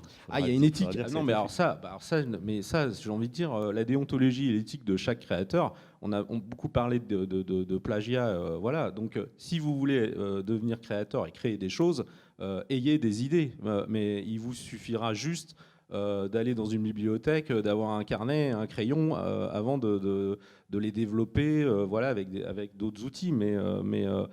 Et après, si vous voulez juste vous contenter de plagier un Giger ou Marvel, voilà, comme on voit énormément, quoi. Je pense que c'est pas mal d'adolescents aussi qui utilisent les IA. Et puis, bon, on voit que la marge créative, pour l'instant, elle n'est pas folle, quoi. On voit passer tu- quelques trucs intéressants, mais on va dire dans 80% des cas, pour le moment, on voit passer des trucs. Bon, c'est du Disney, quoi. Donc, c'est créativement, on va dire, ça n'apporte rien de plus, quoi. Mais l'idée redevient un peu la créativité, et vraiment le cœur de l'idée redevient un peu le noyau dur de la réflexion. Et finalement, ce que vous allez vendre, c'est le fait de proposer de la créativité, c'est pas de proposer des images, en fait. Ouais, et ça risque de rebattre les cartes, parce que c'est vrai qu'il y avait des gens qui avaient un certain don pour le dessin, etc. Donc ils s'engageaient dans des carrières artistiques, et d'autres qui avaient été plus dans la plume, mais par contre qui avaient des idées, mais qui n'avaient pas de talent pour dessiner ou créer des images. Donc ces gens-là vont arriver, c'est vrai que l'IA va leur permettre aussi de générer des images peut-être très intéressantes. Donc ça va rebattre pas mal les cartes quand même de la créativité, en tout cas des gens qui ont de la créativité, quoi. Super clair. Étienne, un mot là-dessus aussi, et puis après on vous passe la parole, c'est promis, parce que comme ça on aura bien 20-25 minutes pour parler ensemble. Préparez vos questions.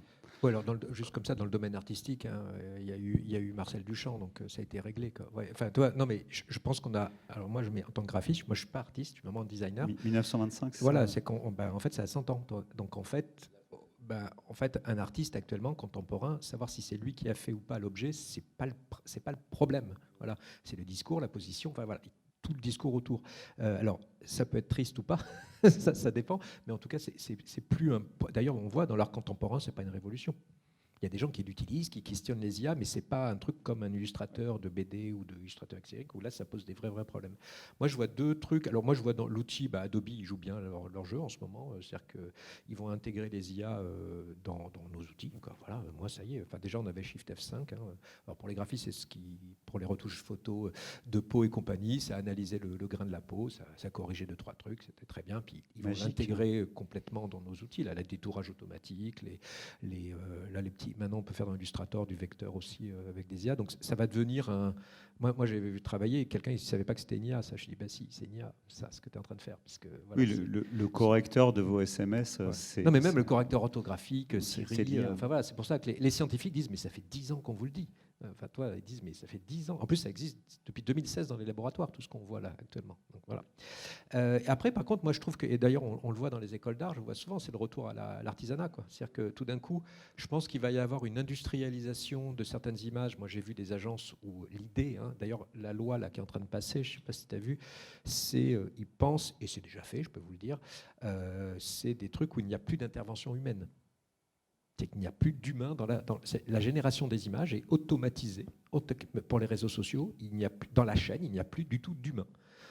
Donc là, on s'en fout, quoi. Enfin, je veux dire, c'est plus notre problème. Enfin, je veux dire, quand je dis s'en fout, moi j'ai vu ça là aux États-Unis, des IA.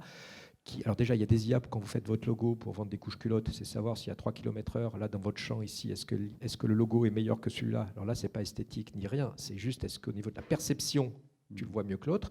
Et maintenant, il y a des IA qui génèrent des logos et qui sont analysés par d'autres IA au niveau de la perception. Donc il n'y a plus d'humain du tout, c'est fini. Bon, en fait, voilà. ils prendront quand même notre argent dans le Ah oui, non, contemporain. l'idée, là, c'était de vendre des couches culottes et de l'eau et de la mayonnaise, hein, il n'y a pas de problème. Mais il n'y a plus d'intervention humaine. Voilà, donc c'est fait. D'ailleurs, je vous dis, la loi, la française et même européenne, ils ont bien mis ça, c'est l'encadrement quand il n'y a pas d'interaction humaine. Voilà. On parlera peut-être des droits après. Dès qu'il y a de l'humain, c'est comme un appareil photo. Un appareil photo, c'est pire qu'une IA. Hein. C'est une boîte noire, c'est un centième de seconde, ça fait une image. Enfin, vous voyez, regardez ce qu'écrivait Baudelaire hein, sur les photos et tout. Vous allez voir, c'était assez violent.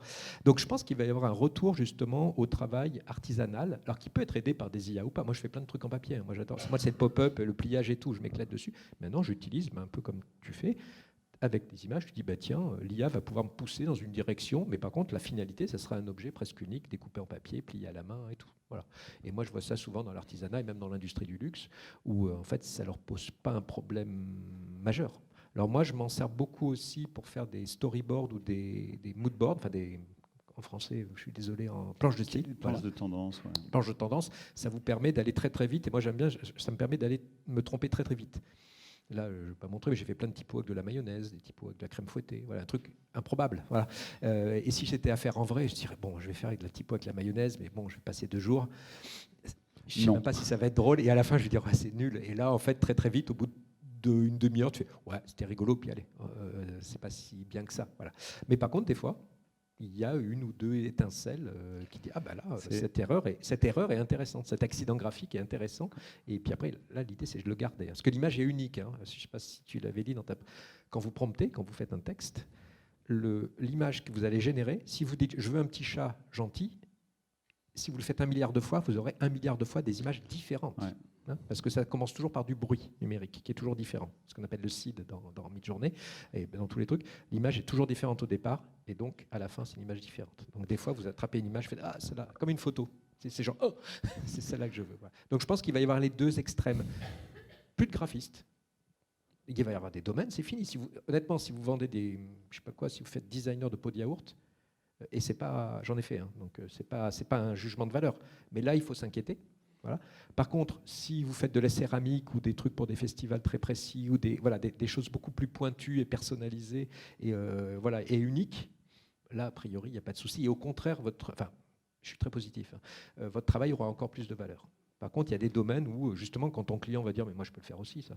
Oui. Tu vois, faire un petit, je sais pas, un lapin qui court après une carotte, j'ai pas besoin d'illustrateur. Si c'est juste une petite bannière publicitaire. Il y a 30 ans, les maîtres du monde, c'était ceux qui plaçaient des publicités sur des sucettes de co, enfin sur des panneaux. Et aujourd'hui, vous placez, ce soir, je peux placer une publicité tout seul pour les mardis graphiques avec 3 clics. Donc ça va se radicaliser, à mon avis, il va y avoir 2 domaines. Enfin, toi, il va y avoir vraiment presque des... Enfin, moi, j'aimerais bien d'ailleurs qu'on soit des artisans. Que ce soit plus de l'artisanat que l'industrie lourde. Voilà.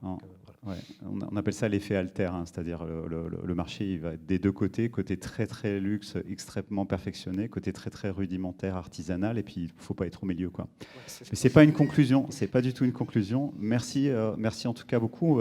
Allez-y, on vous écoute. Si vous avez des questions, levez bien la main.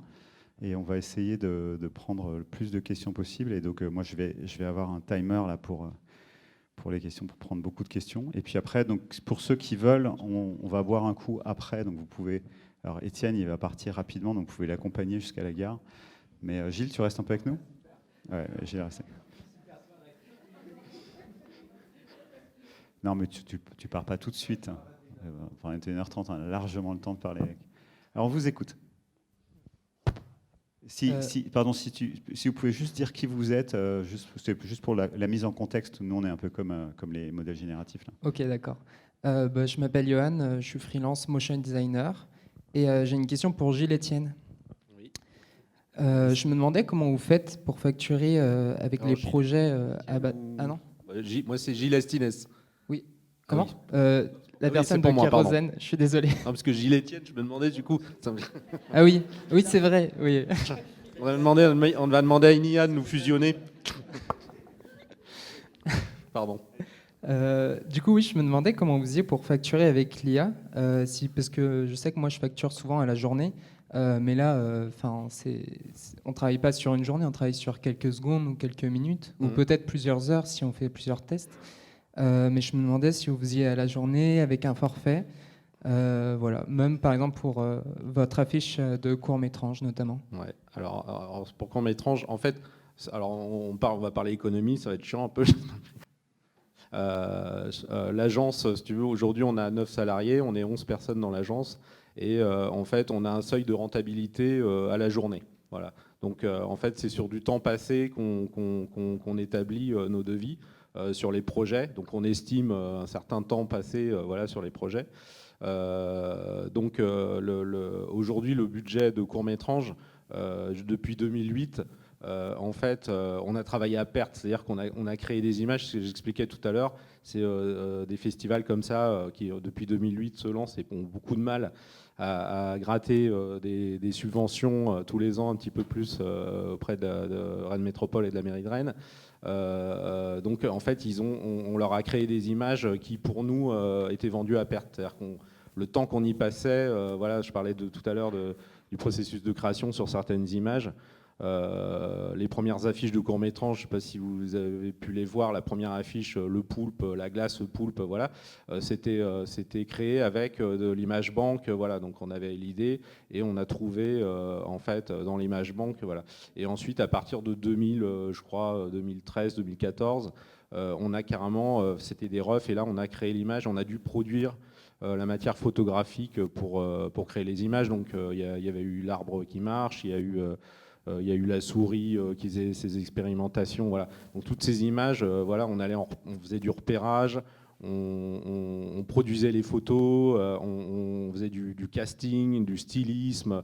Donc on produisait toute la matière voilà. Et ça prend un temps fou, quoi. Et le budget de court-métrage aujourd'hui était largement dépassé. C'est-à-dire pour créer l'affiche et pour faire les maquettes de catalogue, etc. Donc ça prend un temps assez certain. Donc c'est un temps qui n'était pas du tout facturé à sa vraie valeur. Sa question, c'était est-ce que tu vas vendre moins cher si tu fais avec de l'IA? Je crois que c'était ça un peu l'idée derrière. Hein. En fait, pour l'instant, oui, on va forcément vendre moins cher si on y passe moins de temps. Parce que de toute façon, nous, on travaille, voilà, on estime toujours nos projets sur du temps passé. Donc voilà. Alors, c'est vrai que pour court-métrage, on a récupéré un peu de temps cette année sur le budget qui nous est alloué. On va dire que cette année, en utilisant l'IA, on rentre dans le budget voilà, de court-métrage. Voilà. Donc c'est pour ça que je disais tout à l'heure qu'il y a des événements culturels qui ont des petits budgets qui vont pouvoir, je pense, grâce à l'IA, s'offrir avec des créateurs derrière qui ont des idées, qui ont un peu qui ont des idées originales, etc., vont pouvoir s'offrir des images de communication voilà, de meilleure qualité que ce qu'ils avaient avant en bricolant tout seul, quoi. Est-ce qu'il y a d'autres questions? Tu avais une question? Bonjour. Je voulais savoir, est-ce que vous pensez qu'il y a un risque de dépendance que le créateur, un risque de dépendance du créateur envers l'IA pour créer?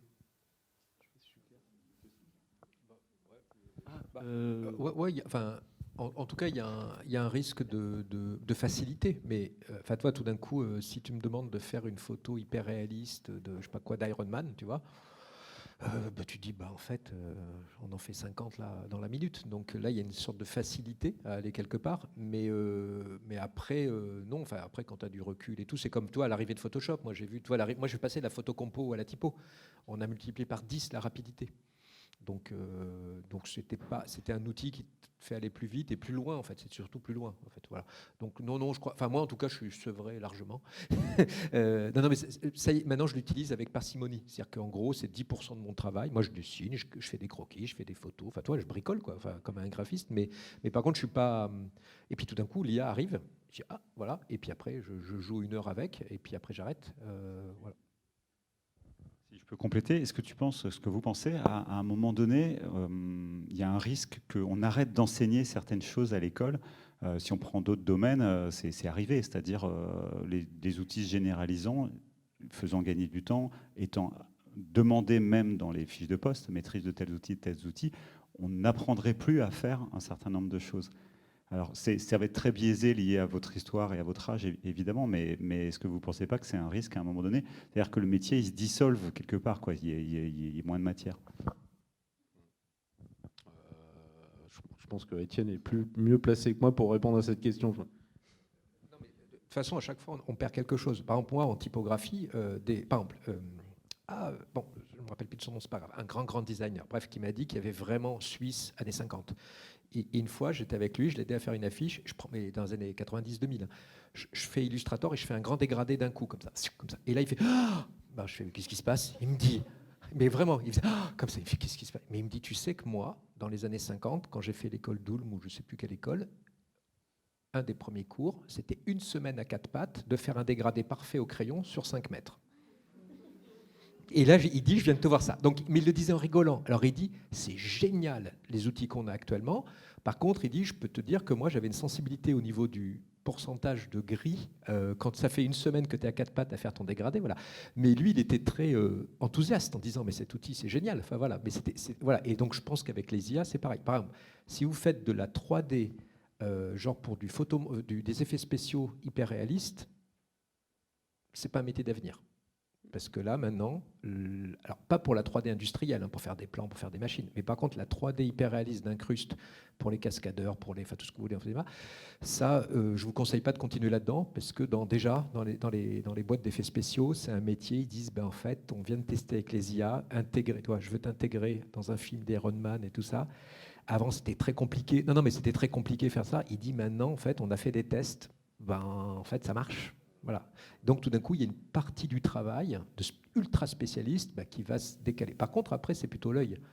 Toi, je pense que les gens qui gravaient des polices de caractère avec du plomb ou du bois, je pense qu'ils avaient un œil, mais d'une acuité extrême. Ouais, c'est l'œil qui va. Voilà. Par contre, je crois Hans-Jürgen Kunstler, celui qui a fait les déclinaisons du Roissy, donc est devenu le Frutiger. Donc Frutiger a fait le Frutiger. Il a mis 6 ans de sa vie pour faire les déclinaisons. Là, un typographe professionnel, je ne sais pas, il met 3 mois. Et encore. Je peux mettre 3 heures, mais ça sera mal fait. Mais un vrai pro, il veut mettre 1 mois, 2 mois, 3 mois. On a accéléré le temps. Par contre, c'est vrai que quand vous êtes 6 ans sur une police de caractère, je pense que vous avez une acuité extrême. Mais c'est comme un musicien, je pense, comme dans tous les domaines. Voilà. Donc on perd des choses et on va en gagner d'autres. Voilà, c'est ça. Il y avait d'autres questions? Il y en a plusieurs.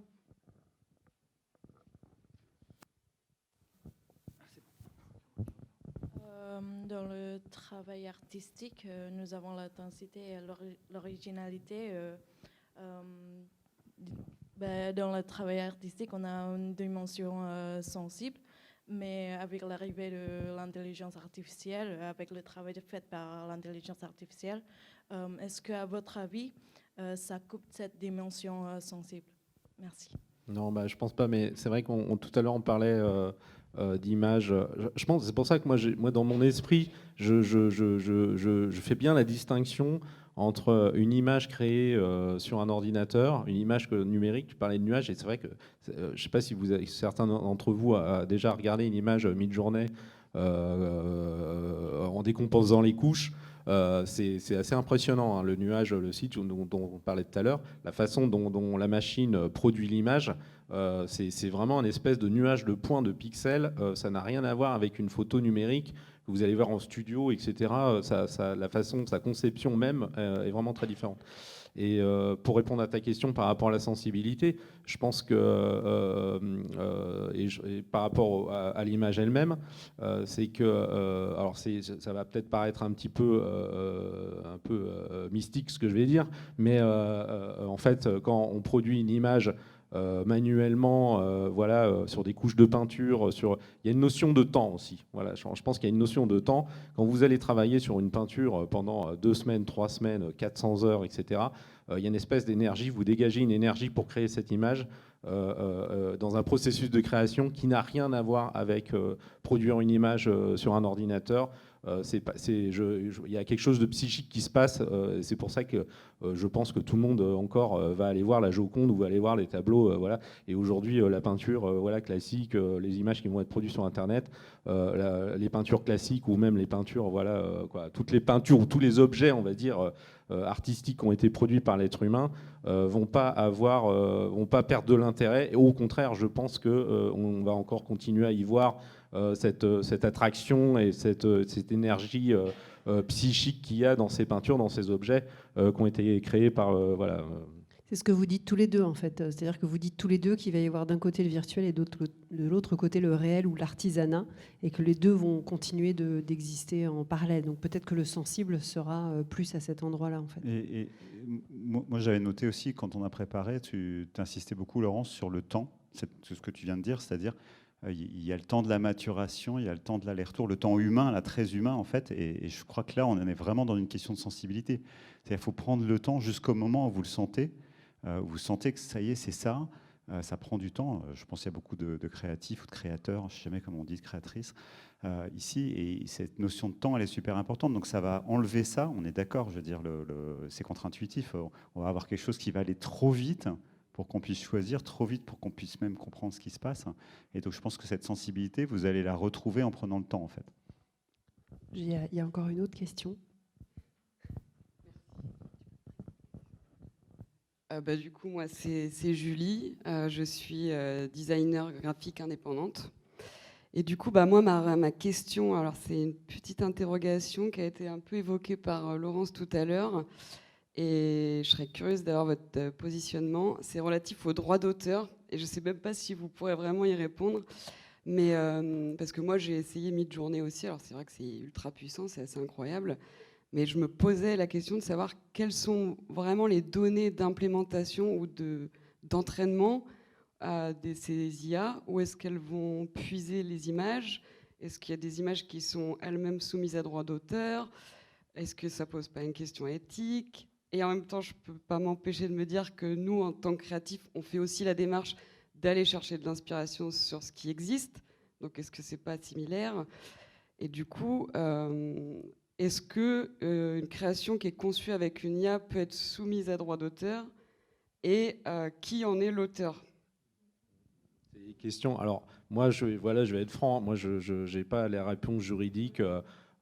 Sur ça, moi je peux uniquement répondre, on parlait d'éthique et de déontologie, je peux uniquement répondre en tant que créateur, ça c'est la déontologie de chacun, de ne pas utiliser la machine pour aller piller le travail de quelqu'un d'autre, et bon, ça après c'est déjà le cas, il y a déjà des gens qui s'en servent comme ça, donc après il y a forcément une législation qui va devoir se mettre en place à ce niveau-là. Après c'est du domaine juridique, et bon, c'est malheureusement pas mon domaine du tout, quoi.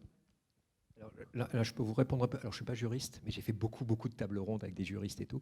Alors déjà, le droit nord-américain et le droit européen est différent, hein. Il y a le copyright qui protège l'œuvre, et nous, en droit d'auteur français, on protège l'auteur. Qui après, voilà. Mais on va dire que c'est la même chose. Donc en Europe, il n'y a pas eu de procès pour l'instant, rien. Aux États-Unis, il y en a une vingtaine avec Midjourney, où alors l'idée, à chaque fois, le juge ou la juge disait pas de copyright en entrée, donc pas en sortie. Donc c'est d'ailleurs dans les textes de Midjourney, c'est que ça veut dire que l'image que tu fais, tu as le droit de l'utiliser, tu as le droit de la vendre, par contre j'ai le droit de la prendre aussi. C'est-à-dire qu'elle est dans les communs. D'accord. Donc moi je trouve ça génial, parce que moi depuis 20 ans je fais que comme ça. D'accord. Moi je suis très critique envers les droits d'auteur, donc moi ça ne me dérange pas. Par contre, je devrais te citer d'après une œuvre, voilà. Mais j'ai le droit de la modifier. Alors tu peux imaginer que les grands groupes comme Chanel et compagnie, ça leur plaît pas du tout. Moi tout seul dans mon coin, vas-y, moi ça m'est arrivé, mes typos, elles ont été reprises avec mon accord. On m'a dit, tiens, vas-y, pas de problème, tu dis juste d'après ça, pas de souci. Donc juridiquement, il y a 3 trucs. Alors, je vous fais un résumé. Il y a en entrée, c'est-à-dire qu'est-ce qu'ils ont collecté. Donc en gros, Midjourney, c'est 40 milliards ou 80 milliards d'images. D'accord. D'où elles viennent? En fait, ils ont tout absorbé. Ils ont pris tout Internet. Alors Midjourney, vous savez combien ils sont, Midjourney? Il y a 6 mois, c'est 11 Gugus. 11 Gugus. Je ne sais pas qui c'est. Enfin, si, on connaît le PDG, qui est un génie, qui est un mec qui a fait plein d'autres trucs avant. Ils sont que 11 ou 15. Pareil, OpenAI de ChatGPT, ils ne sont pas beaucoup. C'est des toutes petites boîtes, d'accord. Par contre, ils dépensent beaucoup d'électricité. Non, mais il y a des décennies de chercheurs avant, pardon. Ah oui, oui. Mais tu vois, ils construisent sur les épaules des autres. Exactement, oui, c'est depuis 1945. Non, mais et c'est pour ça, parce que comme les algorithmes sont libres, il n'y a pas de brevet, pas de copyright dessus, ça va très très vite, d'accord. Non, mais c'est pour dire, Midjourney, je pense que tu es d'accord avec moi, ils sont au-delà de tout le monde. C'est-à-dire que Midjourney, ils ont tout le temps. Et puis là, bref. Donc, il y a des gens en entrée. Le problème, c'est qu'est-ce qu'ils ont allé absorber. Alors, aux États-Unis, ils ont le droit, ça s'appelle le fair use. Et en Europe, depuis 2019, parce que les scientifiques européens râlaient, disent, les scientifiques américains, ils ont le droit de tout absorber pour de la recherche fondamentale. En 2019, il y a c'est pas une loi, mais je ne sais pas comment ça s'appelle en Europe, qui a été votée. Ils ont mis 10 ans à la voter, sauf qu'ils n'ont pas pris en compte les IA. Donc, c'est une erreur fondamentale de nos juristes européens. Mais on a le droit. C'est-à-dire que les chercheurs ont le droit de prendre tout ce qui est à disposition. Pas ce qui est derrière un paywall, hein, bien sûr. On n'a pas le droit d'aller prendre Spotify. Mais tout ce qui est dispo dans Google Images et tout, on a le droit de le prendre pour l'entraîner. Donc ça, c'est première chose. Deuxième chose, après, ceux qui veulent des droits d'auteur, c'est les mathématiciens. Ils disent, mais en fait, non, c'est l'algorithme de Midjourney qui est meilleur que celui de Dali ou que celui de Photoshop. Donc j'estime avoir des droits. Alors là, au niveau... il n'y a que... Alors, très bizarre, il n'y a dans le monde, un algorithme ne peut pas revendiquer. C'est-à-dire que pour revendiquer des droits d'auteur, il faut que tu sois humain. Sauf en Angleterre. Voilà. Alors, attention, Stable Diffusion, on n'en a pas beaucoup parlé, mais qui est l'IA originelle de tout ça, c'est que la plus importante, hein, c'est Stable Diffusion qui est en open source, et anglaise. Voilà. Mais pour l'instant, elle est open source. Et après, c'est toi, ou moi, ou toi, est-ce qu'on est l'auteur de cette image faite par Midjourney? D'accord. Donc, il y a 3 niveaux. Donc, le premier... il va y avoir des procès, des trucs comme ça, mais c'est très très compliqué. Au milieu, non. Voilà, il n'y a pas de droit d'auteur. Par contre, après, toi. Mais toi, c'est exactement comme ce que expliquaient les juristes, comme un appareil photo. Il dit, un appareil photo, c'est pire qu'une IA. C'est-à-dire que là, je prends un clic, Et je suis Oui. considéré comme auteur de la photo. C'est-à-dire que les photographes sont plus protégés que les graphistes, hein. Vous le savez. Pardon Étienne, mais si tu crées un logo et que n'importe qui peut se servir de ce logo, ça va pas. Enfin, Oui, ça, mais on n'est pas protégé de base comme les musiciens. C'est-à-dire qu'on est obligé de le déposer, faire des dépôts. C'est-à-dire qu'un créateur de lettres, de dessins, de textes, de photos, il y a 7 métiers qui sont protégés de facto. Voilà. Alors que nous, on est obligé de faire des dépôts, des choses comme ça. Et en fait, c'est simple, quand je dis c'est simple, c'est très subjectif. Si on peut prouver qu'il y a une personnalité derrière ton prompt ou ton image, donc tu es auteur. Alors, je m'explique. Si dans la manière dont tu écris ton texte, on voit qu'il y a une idée, une personnalité créative derrière, c'est comme un appareil photo. Si on voit que le cadrage, le sujet, la lumière et tout, il y a une idée derrière la tête, on estime que tu peux être auteur, et donc il y a des droits d'auteur. Pour un prompt, c'est pareil. Voilà. Par contre, c'est subjectif. Alors, par contre, si tu fais juste un lapin qui court après une carotte, ça va être compliqué. Moi, je pourrais vous montrer mes prompts. D'ailleurs, vous pouvez les voir. Vous tapez Étienne Mineur dans Midjourney, vous trouvez tous mes prompts. Il y a un peu de sophistication, il y a des références, il y a des choses comme ça, où là, je peux dire, là, il y a quelque chose. Sachant qu'en plus que dans la vie réelle, je ne sais pas, là, ton image, elles sont toujours retouchées, retravaillées, mixées après. Donc, il n'y a aucun problème. C'est-à-dire que tout d'un coup, là, on parle juste des images automatisées. C'est-à-dire que tout d'un coup, j'ai tapé un prompt, ça sort comme ça. Dès qu'il y a recadrage, c'est compliqué, mais retouche et tout, par exemple, moi, mes images là, que vous avez vues sur le théâtre antique de Orange, elles sont complètement retravaillées. C'est-à-dire que l'IA est juste la source, la matière première, mais après, il y a beaucoup de travail derrière. Et d'ailleurs, les juristes disent, gardez vos carnets de croquis, gardez vos essais, comme ça. Justement, Pour prouver. Pardon, si ton client était inquiet, là, je crois que tu avais montré une image, il n'y a aucun problème. Ouais. C'est-à-dire que, voilà, c'est que, en fait, là, les gens qui ont peur, c'est ceux qui ne connaissent pas nos métiers. Ouais. C'est-à-dire qu'ils pensent que l'image, c'est ça. Et le gros danger, c'est est-ce que savoir si nos clients vont avoir l'œil assez aiguisé pour dire ça, c'est une image industrielle ou ça, c'est une image faite par un artisan. Voilà, à mon avis, c'est plutôt ça. D'ailleurs, le micro n'est pas d'accord. Je pense que c'est plutôt ça le problème. En tout cas, l'éducation à faire avec les gens et de penser que le temps de création équivaut juste à le temps d'exécution. Tu vas faire un logo, là, le logo que tu as montré, honnêtement, tu me donnes 10 minutes dans Illustrator, je te le refais. Oui. Donc je vais dire, tu factures 10 minutes. Voilà. Mais tu dis, non, peut-être que ce logo, il y a eu 2-3 essais, des discussions, je sais pas là, plein de choses comme ça. Et ça va être compliqué à faire comprendre, à mon avis, à certains clients. Exactement. Il y a le temps pour une toute dernière question. Est-ce que quelqu'un a encore une question? Aïe, aïe, aïe, il y en a 2. Alors, va falloir faire super vite et pense à te présenter, s'il te plaît. Moi, c'est Julia Barbeau. Je suis en licence pro métier du design à Rennes 2. Et j'avais une question parce que pour moi, les images créées par intelligence artificielle, elles se ressemblent beaucoup. On a souvent un point commun. Enfin, il y a quelque chose, on reconnaît assez bien. Et du coup, Étienne Mineur, ça m'intéressait beaucoup quand vous avez parlé que vous vouliez... en fait, quand vous parliez d'avoir votre base de données, de la connaître, de la savoir, de l'encadrer et de faire un travail avec. Du coup, je voulais savoir un petit peu comment ça se passait, dans les grandes lignes, on va dire. Très rapidement, DALL-E et Midjourney sont les seules qui ne sont pas open source, donc elles sont fermées. C'est des boîtes noires. Et c'est ça c'est le gros problème. Donc, il y en a d'autres, comme Stable Diffusion, qui sont des IA. Vous tapez Stable Diffusion, voilà. Elles sont en open source. Alors, c'est un peu technique. Le problème, c'est moins simple que Midjourney. Par contre, vous pouvez, ça s'appelle du fine-tuning, c'est-à-dire je sais pas, de l'amélioration en français. Vous pouvez prendre un corpus d'images. Donc, moi, mes fameuses cartes postales du 19e siècle, donc il n'y a pas de problème de droit, j'ai tout pris. Et vous pouvez faire un entraînement dessus, d'accord? Donc, il s'appelle carte postale. Et après, c'est comme si dans Midjourney, j'avais un nouveau petit menu, soit le truc général, soit le menu carte postale. Et là, on a fait ça avec des étudiants à Estienne sur Alphonse Mucha. Vous voyez, le peintre et affichiste. Moi, vous imaginez, il m'a fait en Mucha, c'était génial, parce que lui ne connaît que les affiches de Mucha. D'ailleurs, il ne fait que des femmes, puisque Mucha n'a fait que des femmes. Voilà. Et là, ça devient intéressant parce qu'on contrôle beaucoup mieux, puis on comprend mieux, voilà, pourquoi ça marche. Et ça, je pense que nous, petits graphistes, designers ou dans tous les domaines, on aura bientôt toute notre petite IA à nous, qui sera sur. Moi, j'en ai déjà une. Il faudrait que je leur trouve des noms d'ailleurs sur mon ordinateur, mais qui sont spécialisés dans la carte postale 19e siècle des images transalpines, toi, par exemple. Donc, tout le monde s'en fout de ça, mais moi non. Voilà. Et surtout, je sais pourquoi il y a ce grain, il y a voilà, et puis ces couleurs délavées parce que voilà, j'ai fait ma petite cuisine. En fait, voilà. Donc ça, c'est l'avenir. On va prendre la dernière question. Bonjour, moi c'est Noémie, je suis designer graphique et aussi designer fiction. Du coup j'avais une question, j'ai l'impression qu'on n'a pas abordé ce sujet du tout, mais dans le contexte qui est le nôtre, où il y a de plus en plus de crises climatiques, énergétiques, etc. J'ai l'impression que d'un côté il y a une prise de conscience là-dessus dans les métiers du graphisme et du design en général. Notamment dans la conception par exemple des sites, parce que c'est ce que je fais le plus. Et, on va se demander par exemple, se poser la question du chargement à la demande, du contenu, etc. Et je me demandais, j'ai l'impression qu'avec l'apparition de l'IA, il y a un côté où on met un peu toutes ces considérations naissantes pour la sobriété de côté, et parce que c'est un nouveau jouet et qu'on a envie de tout explorer. Et je comprends parce que je suis la première à le faire. Mais je me demandais si vous aviez, vous, un positionnement là-dessus, parce que entraîner une IA, produire des milliers d'images, ça a un coût vraiment énergétique derrière. Et est-ce que vous avez une prise de position là-dessus? Merci. Alors moi, je vais répondre rapidement. Moi, non, pas du tout, parce que je suis un adolescent attardé. Et donc, pour l'instant, non. Mais il se peut qu'on intègre la réflexion à l'agence.